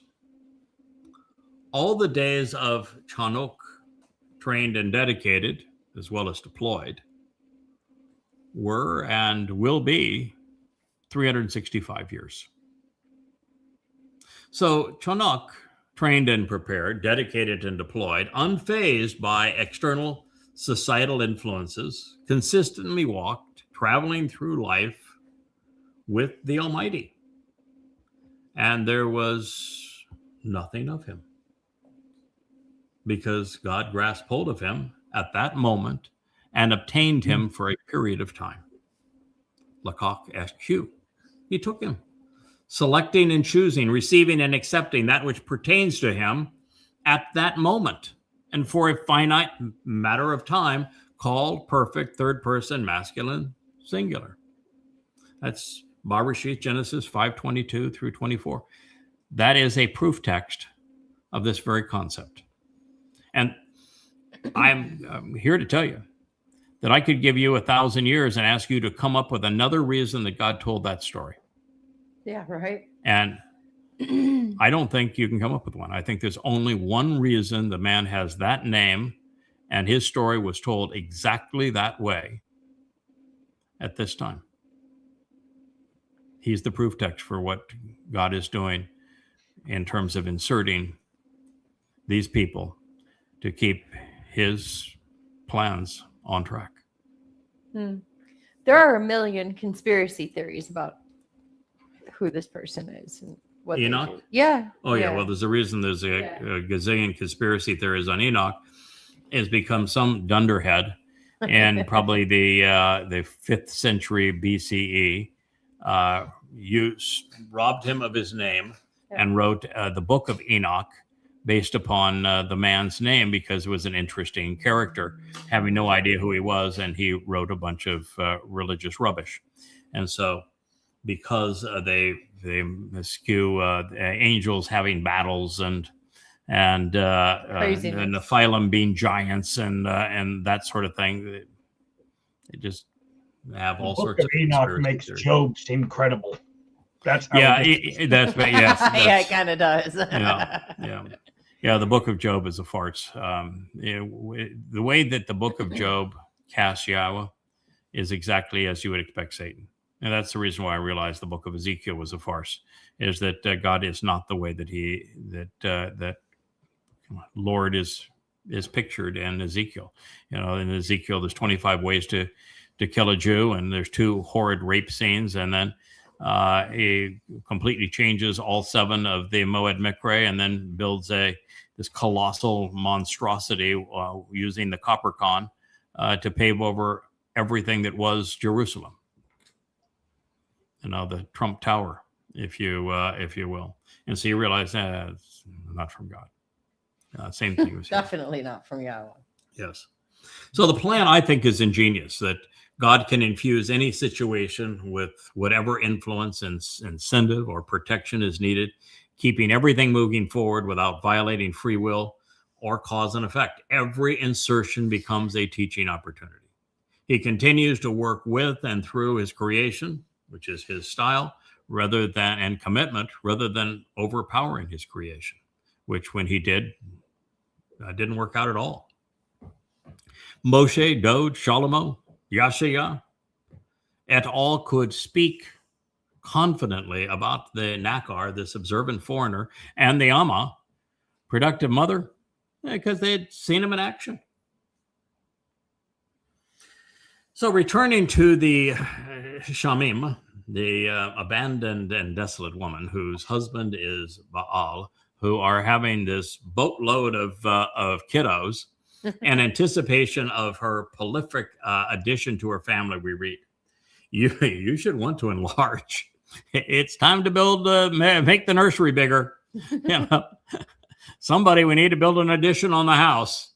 You should want to enlarge the place to take a stand and to arise of your brilliant dwelling place for your household. And the sheltering curtains of your tabernacle spread out. The first is that God's covenant family home on Mount Moriah, which would be the standing place, needs to be bigger than the original one. And I think it's going to be monumental, not so much in footprint, because I don't think it's going to exceed the the footprint that it previously had in terms of lateral dimensions, but I think it's going to be taller, and I think it's going to be made out of light. And what it's saying is that it does need to be expanded. I'm actually convinced that the final version of this is going to be a hypercube. I think it's going to be a multi-dimensional structure. That's what I was just about to say. Is it's going to be multidimensional. Yeah, and because it's a hypercube, you can expand it, but still keep the same footprint. So I think it's going to be a hypercube. And we know that Dode's making it at the end, so it's and he is as brilliant as the sun, and the mercy seat that will take the prime position in it is going to be as brilliant as the sun. And this is the reason for our seamstress making a curtain. She specifically said, "You need to make a curtain. There was a curtain before. Got to make a curtain. But I'm going to let you make the curtain. Dode gets to make the house. You get to make the curtain." So enlarge it, make this a beautiful, shining dwelling place, but have the curtains for the tabernacle. Otherwise, you're going to go blind because it's going to be really bright in there. And spread them out. Do not withhold. This is the hypercube thing. This is JB. Why I think you're right. Do not withhold dimensionality and increasing your cords for the remnant. This is mithar, and mithar it does mean strings, but it also means those left behind, the final remnant of Yisrael. Then elect to strengthen, toughening, and hardening your tent pegs. Now, I want to tell you, we're not talking about tent pegs here. We're talking about something that's is essential to Yahweh's name. The tent pegs was part of His name. Okay, there, Wookie.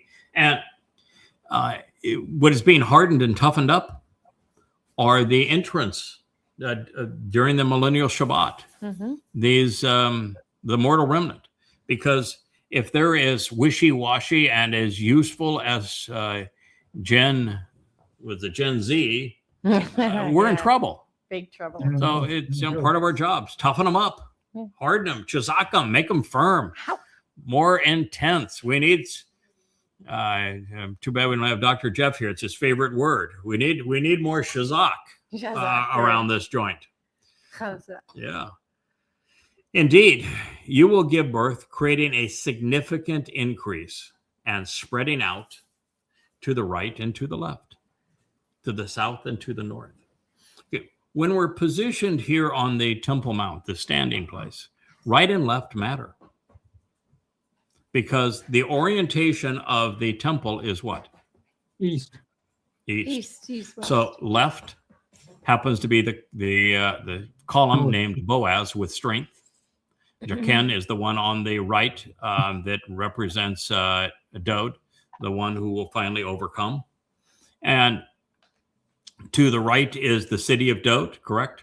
And to the left would be either the northern kingdom, so we're dealing with the northern kingdom and Yehudah left and right, or we're dealing with Goyim over here to the left and Yehudim over to the right. God's not being specific here because all of that works out. And I think that we have to include with the Boaz column there on the left side that there are going to be some Gentiles there. And that's good. So that there will be Gentiles on the left, and there will be Yehudim on the right, and this woman, by spreading out with children on the right and the left, her covenant family is going to include Yehudim and Goyim. Then, that's what happens when you marry a Goyim husband. Oh yeah, I want kids of all colors. Yeah. You are. Yeah, just don't do. You see what Donald Trump did today? You guys see that, what he did today? Yes. Unbelievable. Trailer Absolutely. trash wouldn't do something that, I mean, I would not expect somebody with a third grade education that is a welfare sucking trailer trash to do that sort of thing. He depicted Michelle and Barack Obama's heads on monkeys Oh. and made the post. Wow. Yeah, there was a video of something. I haven't seen it or watched it, but I have seen the post throughout Facebook and making all the social media rounds of, yes, the fact that he posted it, he reposted it. Yeah, it just absolutely ridiculous. I mean, this He's was a the guy that clown. had the. He's a clown. You know, when Oh yeah, when it says here that the woman that Yahweh is celebrating for increasing the covenant family is having children that spread out on the left and the right, God cannot be a racist. No way. no, No. And if you're a racist, you don't fit in this family.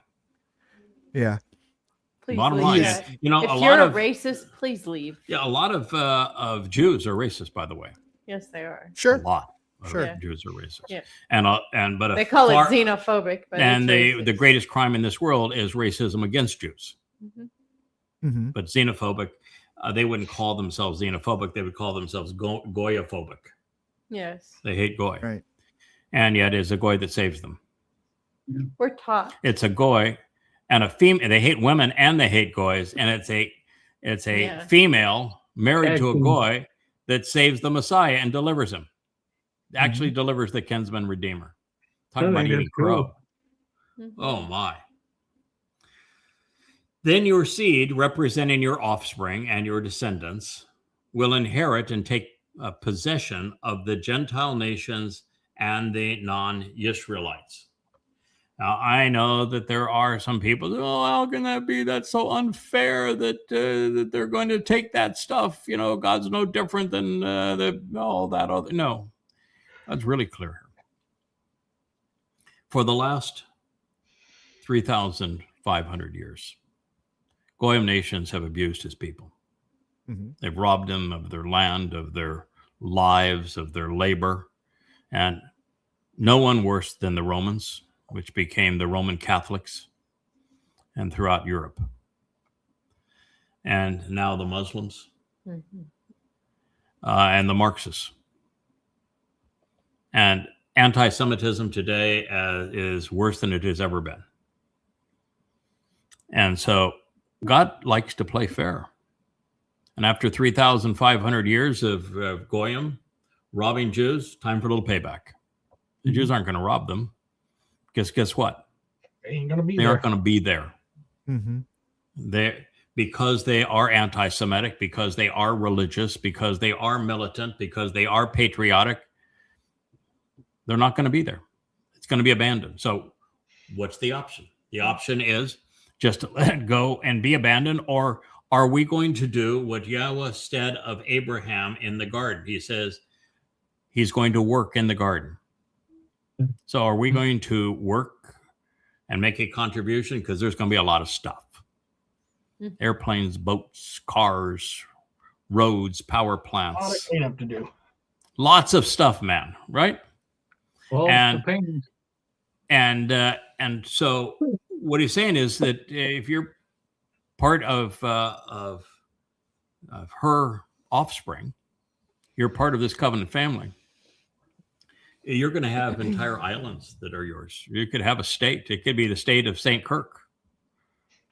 With Pebble great Beach. reward comes great responsibility. Yes. So you're going to have this ability to vacation at times. It's not going to go to waste. It's going to be cleaned up. It will be abandoned, and God's saying it's yours because all of this time, so much was taken from you. That's the least I can do is to give some of it back. Yeah, wonderful. So I think it's a really an extremely fair deal because otherwise it's just goes abandoned because they're not going to be here. So they will inhabit the desolated and deserted places, population centers. So I think it's, again, God saying it's all here and the world has turned against my people and robbed them for 3,500 years. I'm going to respond and there's going to be some recompense. You should not be concerned. So in case you were concerned, this is God's saying, don't be concerned. Because You will not be humiliated or distressed again. When Jews were put into shuttles, when they were ripped from their homeland and treated like slaves, when they were dehumanized, it was by the most popular religion in the history of the world. And then it happened again in the second most popular religion, Christianity, and then Islam. Mm-hmm. And then in the third most popular religion, which is Marxism, socialism. It's been the ongoing drumbeat. God says, not going to happen under my watch. Throughout history. Not going to happen again. And now you're going to live and enjoy those things. You will not be mistreated. You're not going to be deprived again. By contrast, you will not be anxious, dismayed, or confused. And by the way, this is all written second person feminine singular.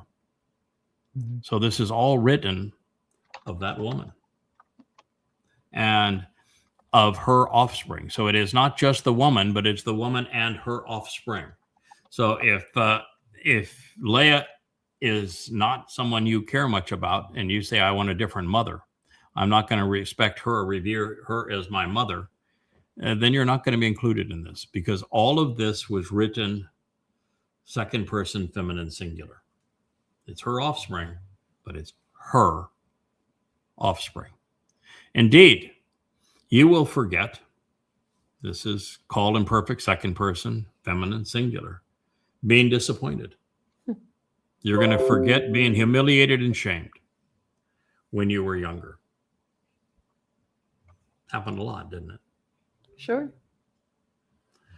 And then, being in school, when they found out you were a Jew, they accused you of killing Jesus. Mm-hmm. Punch me in the nose. Punched you in the nose for killing Jesus. And now you had a husband that's actually killed him. Mm-hmm. And then the contemptible and dishonorable condition of being insulted by you being abandoned by a spouse and forsaken. Mm-hmm. Yeah, when you were abandoned by him, you went and just cried. I'm going to be unloved. I'm going to be an old maid. Never going to know never love. never gonna my find life. love again. Yeah. Yeah, That I'll was never my know. determination. Well, I'm not even sure you could say again, because your last 24 years hadn't been very loving. Nope. Nope. But Nope. you said it's over for me.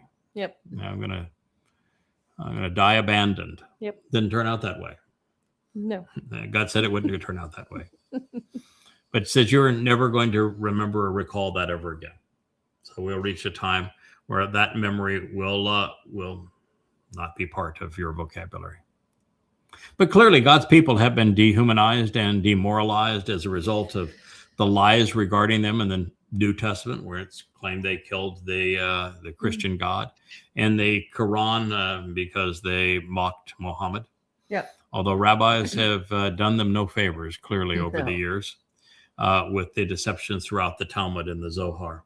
Fortunately, we're nearing the time when Yahweh will obliterate the scriptures that have harassed and humiliated his people.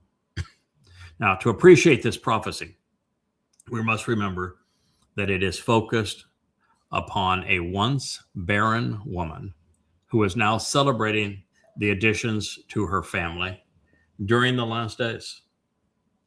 Since she was horrendously mistreated by a wide cast of characters, well, we know that even recently, Yeah. Yahweh is assuring her that it will never happen again.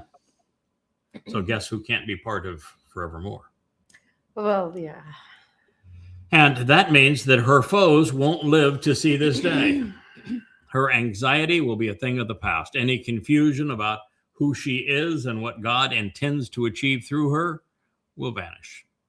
The future will be much brighter than the past. Although I think the current is pretty wonderful. Mm-hmm. There may be many memories that we will carry with us into the millennial kingdom. I think we will need to, for experience sake, judgment's sake. Yep. But slander, not going to be among them. From Teruah through the conclusion of the 1,000-year Sukkah, life's going to be glorious.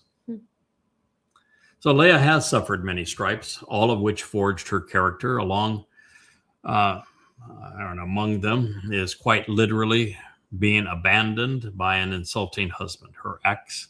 After all manner of repulsive behaviors, he just left. and disappearing. She was abandoned on an island, with him gallivanting around the world, never to return. But he has been all but forgotten as a fading memory. Sadness is turned into joy, as miscarriages have been replaced with ever-growing covenant family members. There are two ways now to interpret what follows. The first is to conclude that Yahweh is the Amma's husband, making God Baal. And should that be the case, I have no explanation as to why the verb asha would have a plural subject, or why Yahweh would position himself as the Gaal, kinsman redeemer, when that is his son's designation. Therefore, even though subsequent passages seem to adhere to this interpretation, I have chosen another. And I always like to lay the cards face up on the table and say, you can view it either way. Here's the reasons I have chosen to view it this way.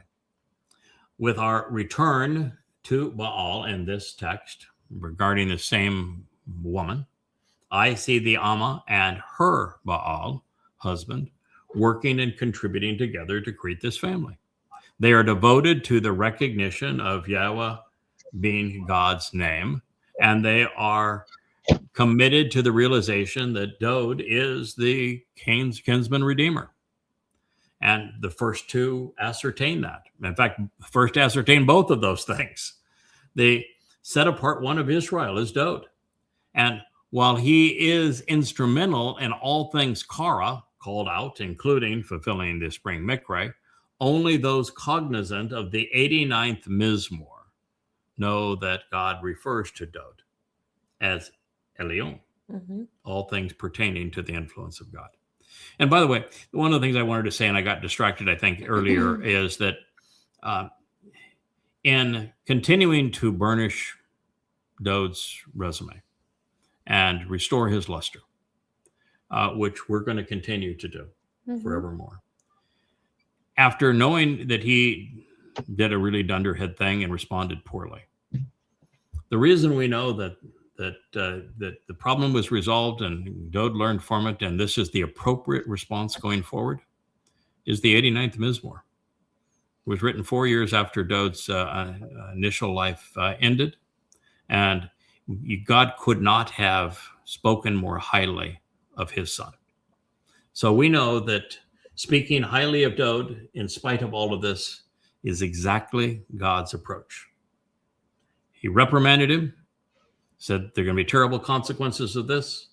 And then when he realized that he was going to return and this is going to be resolved, he spoke glowingly of his son, calling him Elion, all things pursuant to the influence of God. It's a long, boy did good when he got a mother and father. He cleaned up okay.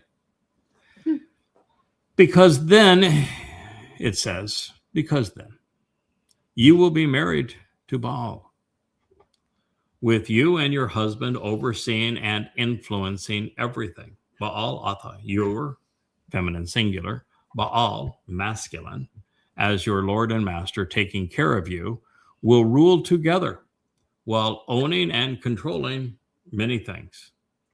Call participle plural. That's the reason I think it's the two. Makes total sense at this point. So, because then you're going to be married to Baal. You and your husband overseeing and influencing everything. Oh, but honey, I thought we were like minimizing the things. And no, we're not moving into a smaller house. Oh, good. Yeah. Although, in a way, we are, because we are going to have an only child. And it's just that because the moment you and I conceive this covenant family, we're giving them all to Dod. Okay, so we're going to have an only child. We're giving them all to Dod, and then Dod's going to give them all to the covenant members, you all, to take care of. So you guys are going to need the big house. Diapers. Yeah, diapers, man. Yeah, diapers. You're going to have diapers, and Leah and I are going to go off and we're going to hibernate for a while. A little while. Anyway, yeah. Actually, I don't think we get a break because I think we're full-time custodians of, We'll of our text you. king. Yep. So, yeah, text you. Okay. Hey, it's Kirk again. Yeah, don't worry. He wants to go play golf on Pebble Beach. Okay, I'll meet you there. Okay. Deal. You will both engage, actively contributing and working on your behalf. Yahweh of hosts is his name. So, your Gaal, kinsman, redeemer, and savior, is the set apart one of Yisrael. Mhm. He will be summoned, and he will be called, he will be met with and welcomed for having fulfilled the Mikre as Almighty God of the entire earth and the material realm. Elion. Whoop whoop. So that is Yeshaya, Isaiah 54:5. And, if we do our job, and it appears that we did, and we got Dode back into sonship with Yahweh, and them working as father and son back in the family business, there really isn't much difference at that point on earth anyway, between the way that Dode's going to act and the way that Yahweh would respond. He's going to be representing Yahweh. And if he doesn't, we'll beat the crap out of him. For sure. Ah, yes. We'll have another timeout, son. You missed that part, Kirk, but Dode was a really, really, really, really bad boy, and we're going to get into that material. And God had a little corrective session. Yeah, he inserted a very bright and soft-spoken Leah to show that women aren't all sex objects. They come with brains, and they come with character. And this one has more brains and more character than you do. And so you need to listen. And she told him, the first thing she told him, sober up. Put away the wine. It's not for you. And stop fixating on all the girls. You got a job to do. And then it says, I'm going to pretty you up. I'm going to get this done. And then God delivered the hammer. And you're looking at him. And that is, he delivered the hammer. And I had the opportunity to have a real man-to-man, father and son talk with Dode. Wait, but did you use the voice? I did. I used the voice. Hey, that's how a good couple works. The mother and father work together. The mother provides They work the together. loving, the Yes. caring, and the father's there to go, I'm going to hold you accountable. I'm going to hold you accountable. That's exactly what happened. It was, So And the I'm mother's off a with a soft big place stick, to right? fall. yes, the mother was the soft falling spot, and the father was the Hard landing. the hard, yeah. And he needed both. Yes. He Once needed you're in the both. right spot, let's get this going. Let's get this going. And Leah had more patience with him to get him sobered up. And so she got his attention. Now, one of the reasons that I've interpreted this statement as Yahweh directing our attention to Dode as the Gaal, kinsman redeemer, is because after divorcing Yisrael and Hosha, he cannot remarry her. No. So God cannot become the Baal of Yisrael. Nope. No. Can't happen. Can't marry the same Nope, man nope. twice. He's father. He can't marry his child. That would be incest. Gross. And he's divorced her as Yisrael, so he can't remarry her. Nope. Therefore, I think my interpretation works. Yeah. I don't think there was a single glitch in it where you'd say, no, that's force fit. No, it works. And it has to work because otherwise, no. Matter of fact, that's one of the trick things that Christians will pull. And it says, God can't remarry Israel, so there has to be a different groom and enter Jesus. Nope. And I said, no, God's Enter got that Dode. covered. You're right. He cannot marry the woman that he has divorced, but he's not. His son is. So since he cannot marry her, but Dode can and will, and which is part of the pageantry of how Teruah and the day of the herald enables Kippurim and reconciliations and how that all leads to the wedding canopy on Sukkah shelters. Further, the special woman who is revitalized as a prolific mother throughout this prophetic pronouncement is married conveniently to Baal. Therefore, in their collaboration, they will contribute to Yahweh's triumphant return with his son, Dod. Boy, did it ever affirm our conclusion early on that ours was an arranged marriage. We joked about it. We've but- joked about it forever, but we've always known it to be true. Well, Yeah. God just affirmed it. It was absolutely true. God arranged the marriage. Yeah. He's got good taste. He can. I'm delighted with his choice. I had to write today that that it was something we were talking about monogamy. And I said, my wife is a proponent of monogamy, and she has convinced me that it's a really good idea. Yahweh doesn't really care how many sexual partners we have, but I've come to realize my wife is a proponent of monogamy, and I've certainly seen the advantages. Like we had a little discussion today during lunch, and I said, I can tell you that having more than one wife is a really bad idea. Yes. I have no incentive. No one can match for that. Yeah, no, it's just, Ah, one is really good. I can't imagine life without one. But Yeah. I'm going to tell you, more that- than one is that- just, just it's one- just too much. more than one is not. It's A not a handful good enough. idea.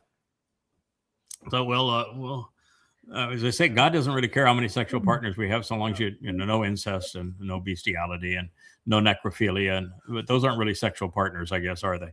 No. But No. No pedophilia. that's not part of God's concern. But he prefers monogamy in his relationship with us, and so I would expect his productive woman to advocate the same thing. And I can't walk and chew gum at the same time. So juggling people? oh no. yeah, this is true. No. Like, no. Yeah, it's your turn. No, my turn. Wait, whose turn? Yes, no.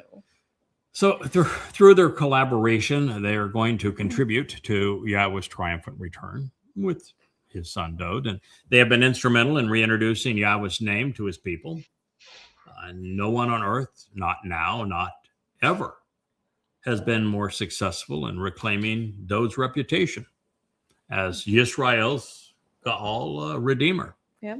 And as they have shown, the Son of God answered the summons to fulfill the Mikra, thereby calling us home. Now, all that said, none of this happens, obviously, without Yahweh enabling his Amma and her Baal or their son, Dod. We are only implements in his capable hands. God has and will continue to orchestrate all of this for the benefit of the covenant family. Continuing now to address Leah as the formerly barren woman, who is now the mother in spirit of the Barath. Boy, that's going to drive a lot of people crazy. Well, actually, there's not a lot of them, but it'll drive them crazy. Yeah. They're shrinking in their numbers. Yahweh recognizes that she was actually abandoned by her ex, forging the character that he is now going to exploit. And I mean, exploit in a positive way. Feeling unloved and rejected, she was receptive to the Spirit's admonishment and discipline. The heartache of her youth would serve as the springboard for a more productive life. Surely, the Spirit of Yahweh, like a woman and wife rejected and abandoned, is fashioned to discipline and admonish. Isn't that an interesting statement? Mm-hmm. Surely the Spirit of Yahweh, akin to a woman or wife, it's Isha, same word, Azab, rejected and abandoned, forsaken and detested, left behind and released. For the longest time, Yahweh's Ruach Was absolutely rejected. was totally rejected. Yep. So that's exactly, so God's saying, my Ruach and this woman have a lot in common. Yeah, we do. Yeah, say, Yeah, we do. yeah, We got a lot in common. yeah. Neglected and abandoned.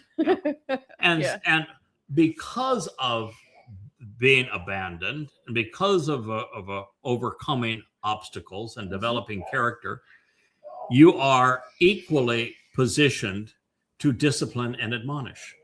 You could talk to your son Dode in that tone and admonishing him, disciplining him because of what you've been through. You know, a woman spurned who has now become exceedingly productive and beloved by Yahweh, just like the Spirit, is in a very strong position. And that's what's being conveyed here.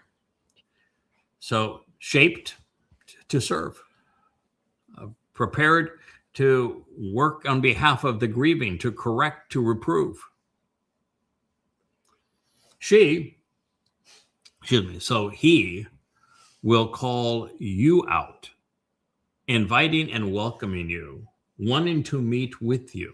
So even now, when he refers to his Spirit and saying that his Ruach is like this woman, he refers to he will send you out. So this idea that God is a mommy God, hermaphrodite, no.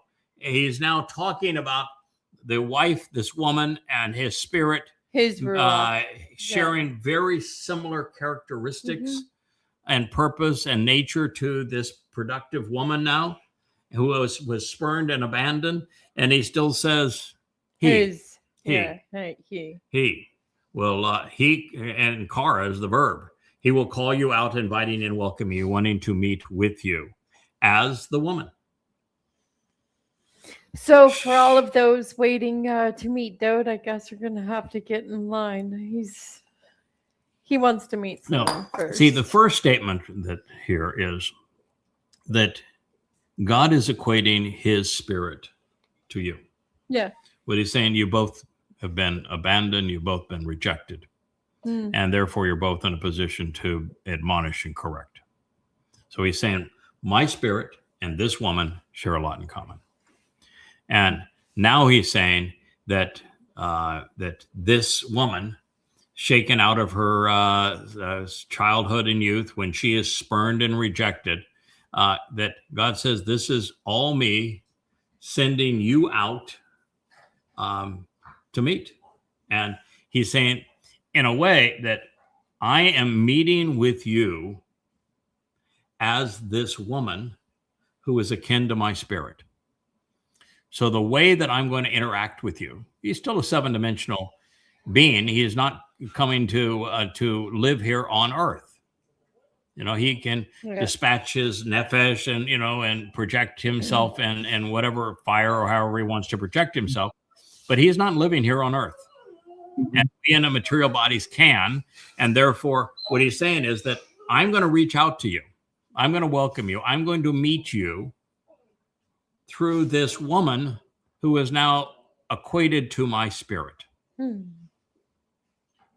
So just as Dode is going to be all things pertaining to the influence of God, this woman is going to serve as the means for us to interact with and meet Yahweh's Ruach.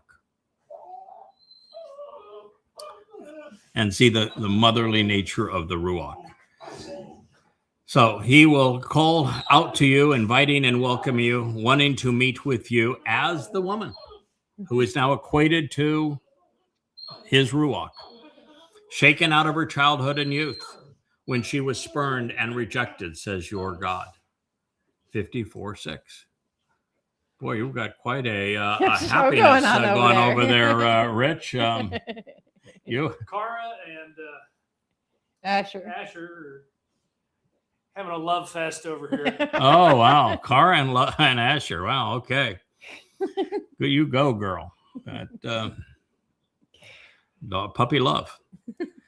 It is inspiring, I think, to witness what Yahweh can accomplish through his Ruach when the recipient is receptive to representing the Ruach, and the beneficiaries are receptive to receiving the benefit. So he is saying that his Ruach and this woman are going to be very similar, and that we will have the opportunity to benefit. So the Spirit is going to discipline. It's going to be bright thinking, and is going to represent the Spirit. Now, it's also interesting that Yahweh is equating his Ruach with this woman who is conceiving children for the covenant. God's Spirit achieves this result by guiding us to the truth and then correcting us when we are wrong.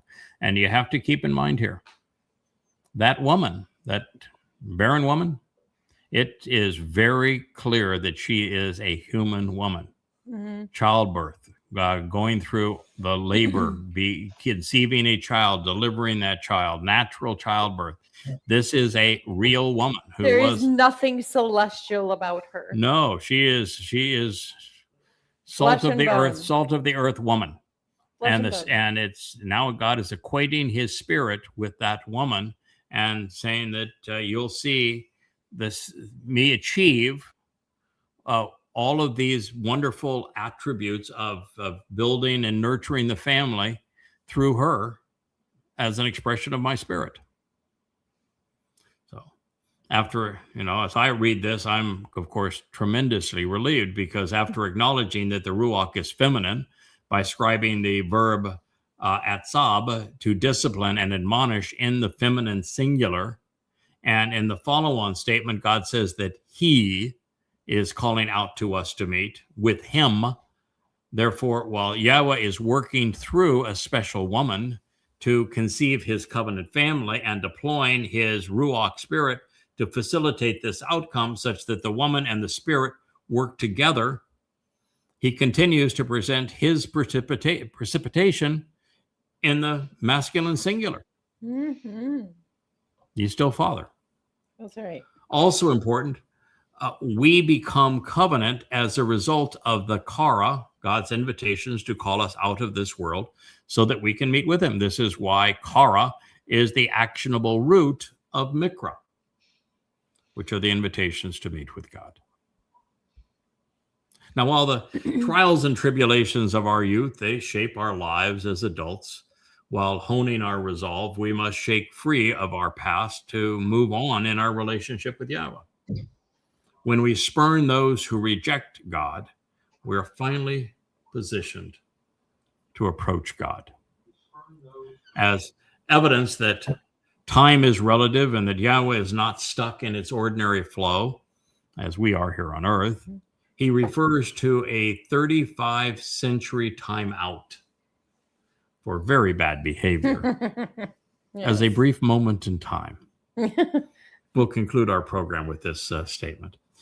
During a brief moment in time, Raga, in a disturbing instant, and for a little while, as trifling and unworthy is insufficient and inadequate, I left you.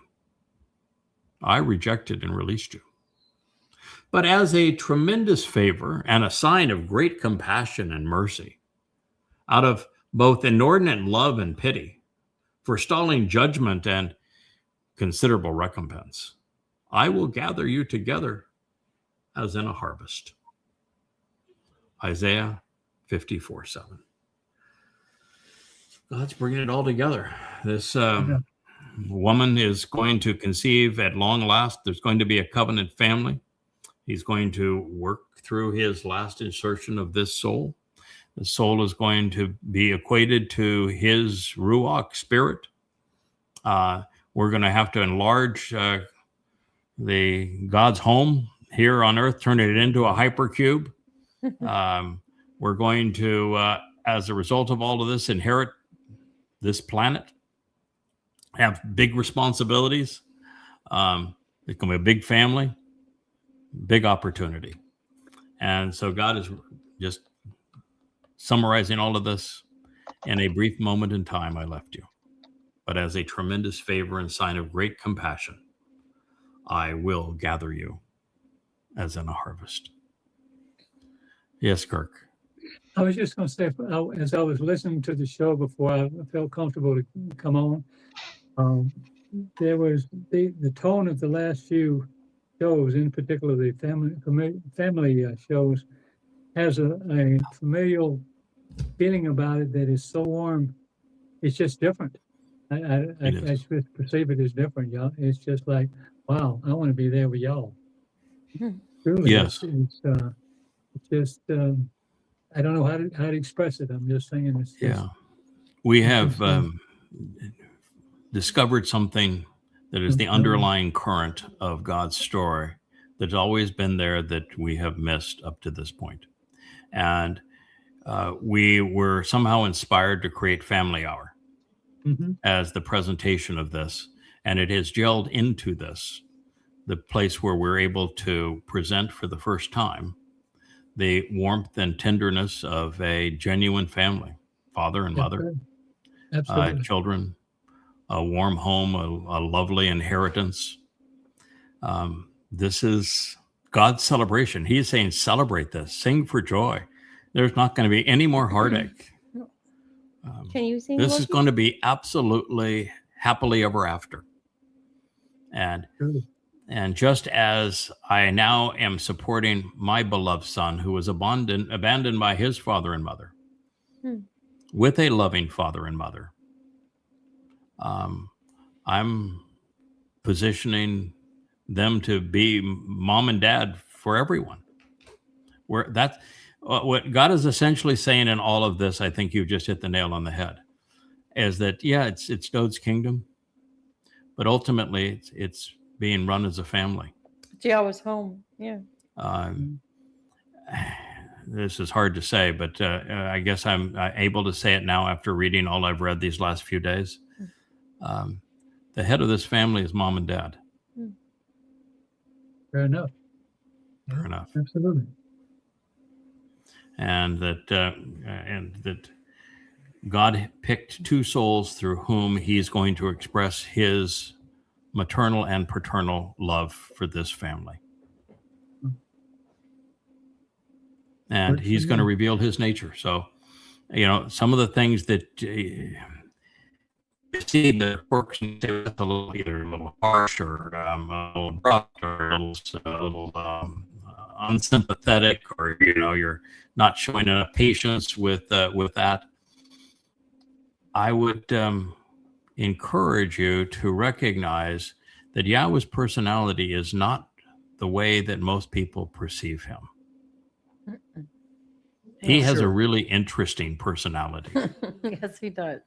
He's yanking my chain all the time. And by yanking, I don't have a chain, but he is, you want to He spar does with take him. a little poke. You will be spar. When he told Leah, go ask Ruth, he must have doubled over laughing and say, it's going to take her 20 years to figure this out. But when she does, oh my God, she's going to die 1,000 deaths. Just it is okay. That was really pretty darn cool, Yahweh. You got me on that one. So clever. It's like saying what's going to happen with our puppy Asher, when Leah and I are talking about the upcoming Teruah harvest, and what's going to happen to our puppy Asher. Where do you think you're going? And okay, or you say, God, I've been through that swamp of Islam. We're writing volume 3 right now of Coming Home. Cool to be burnishing Doe's reputation. Let's continue with that. Let's not go back and deal with Prophet of Doom and go into that swamp of Allah and Muhammad. You don't really want me to do that, do you? And that was the morning of October 7th of 23. And yeah, really simple answer. I've taken care of you. Now take care of my people. Okay, you got my point. I get it. It's just the way it is all the way through. He is kind of there's a reason that he picked Elia. Yeah. Elia represents him really well. Snarky, sharp, no patience whatsoever. Yeah, doesn't take goes any right BS. for the jugular. No respect for authority. Yeah, no respect for authority. Elia does a beauty. If you want to know what God's like, he's a lot like Elia. Yep. I used to think that he was a lot like Dode. he likes Dode a lot because Dode is such a robust personality and big personality, and he says, okay, that's my kid. So my kid made some mistakes, but so what? Look what he did. That's great. He finished the job. There are aspects of Yahweh I think we see in Dode, but I think mostly what we see in Dode is the characteristics that God likes to work with. Ultimately, he's bright, he was articulate, he was devoted, and he was resilient for the most part. So, but I think Elia is a pretty good. I mean, listen, all of my personal encounters with him, and the more you read about him, Elia, God obviously liked him a lot. I like him a lot. Yeah. Yeah, he's my favorite. Yeah. But my we point think was a lot that alike. since Yah was going to express a lot of his maternal and paternal care for the covenant family through the two souls that he has interjected throughout time. If you find those souls irritating, because we've got our peculiarities. The most interesting people from God's point of view is the person with the most peculiarities. Call them flaws if you want to, but that's God's style. That's how God's going to project himself. I think it's fun. I think it's real. I think it's interesting. You're always a little bit on edge. I can be having lunch with Rich and say, I've got now I understand this. And then I ask Rich, so what's the answer to that question, Rich? I set you up. I have a lot of cables. Yeah, a lot of cables over here. Voice is falling. Internet connectivity is falling. You're breaking up there. Yeah. We love Yeah, it. you think this is easy. You sit by here and you keep. He's got now 4 screens going here, and I don't know how many other computers and switches. I mean, each screen has multiple. We should do a show that just shows this program from his point of view, and you can see The behind the scenes episode. Oh, how many things he's processing at one time, particularly for a show like this, so that all of us have audio in and out, and our voices are properly regulated, and we're all properly positioned.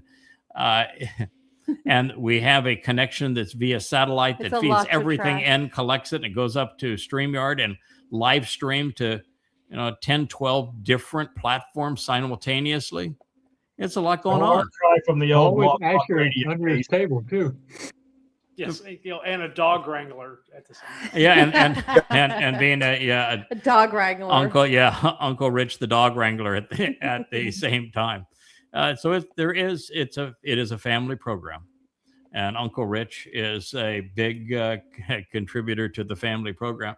But in this family, if you can't take a ribbing, then you're not never going to survive Elia. No, if you can't take a ribbing, you can't be in a room with Jews. Period. Well, that's true.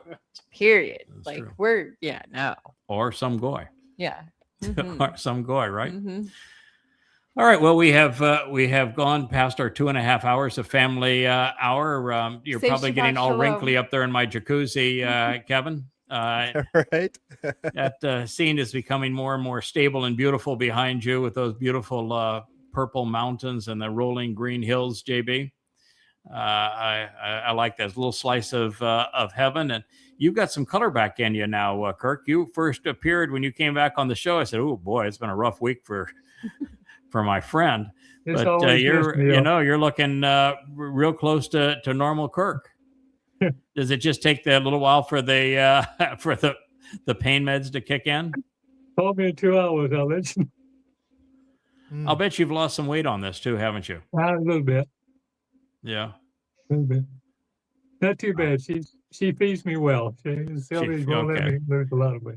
Yeah, you do want to be well fed. So, and you're you've got 2 days off? I do. Yay. Yeah. Thanks, y'all. Yeah. Are you feeling almost human by the end of Sunday? Yeah, I'm gonna have to go back. I know. But only 11 more.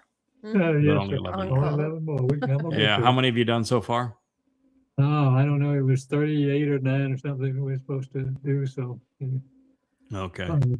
so a couple of months was 24. Then they're going to give you an evaluation. They're going to say, yeah, we they're got gonna 'em. still do the hormone treatments and some other stuff. So we're going to keep things down, and then they'll check the how they check your PSA test to find out where you are, and then go from there. and we're looking for a I clean keep bill of telling them, I health. just need about a year and a half, and they go. You know Don't what's you so want amazing in? about this What? is that the life expectancy for prostate cancer is 99.9%. But the medical treatment doesn't have that good of prognosis. The prognosis on the medical treatment is sort of hit and miss. The disease If they itself will don't burn never if kill they you. don't burn you up, you might live. Yeah, that's the, You know, the old adage has always been that no one dies of prostate cancer, but most men die with it. Yeah, Yeah, you are not. You're going to be the exception. You're going to be clean as a whistle. I hope so. I'm counting on it. Wow.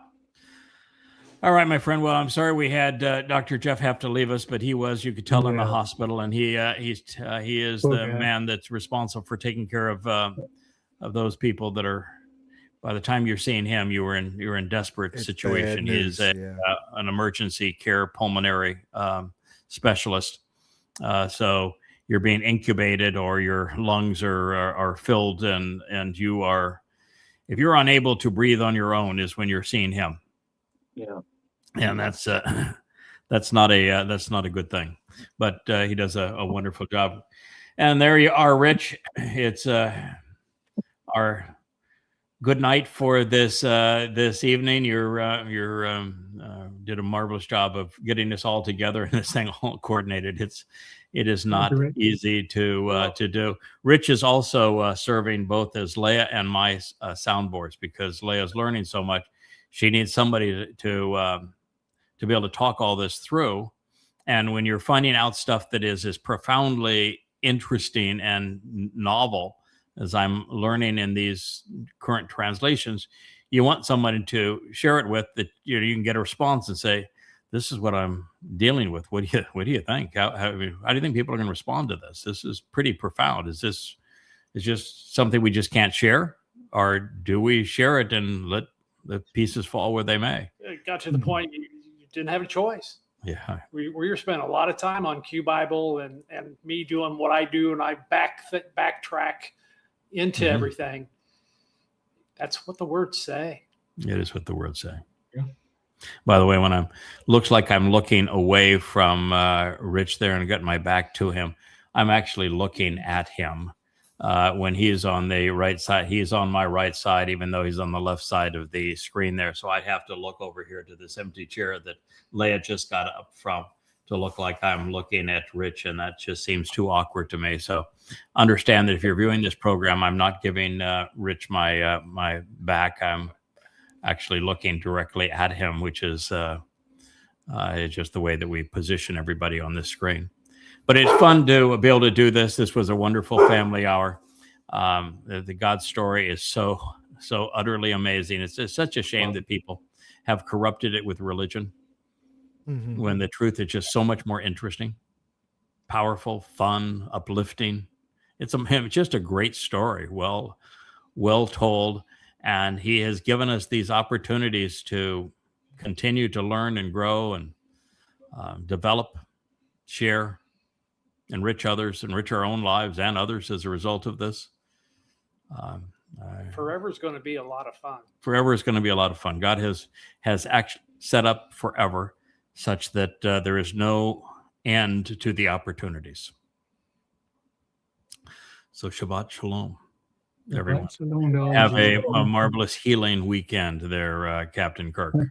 Thank you, sir. Good night. Thank you, Rich.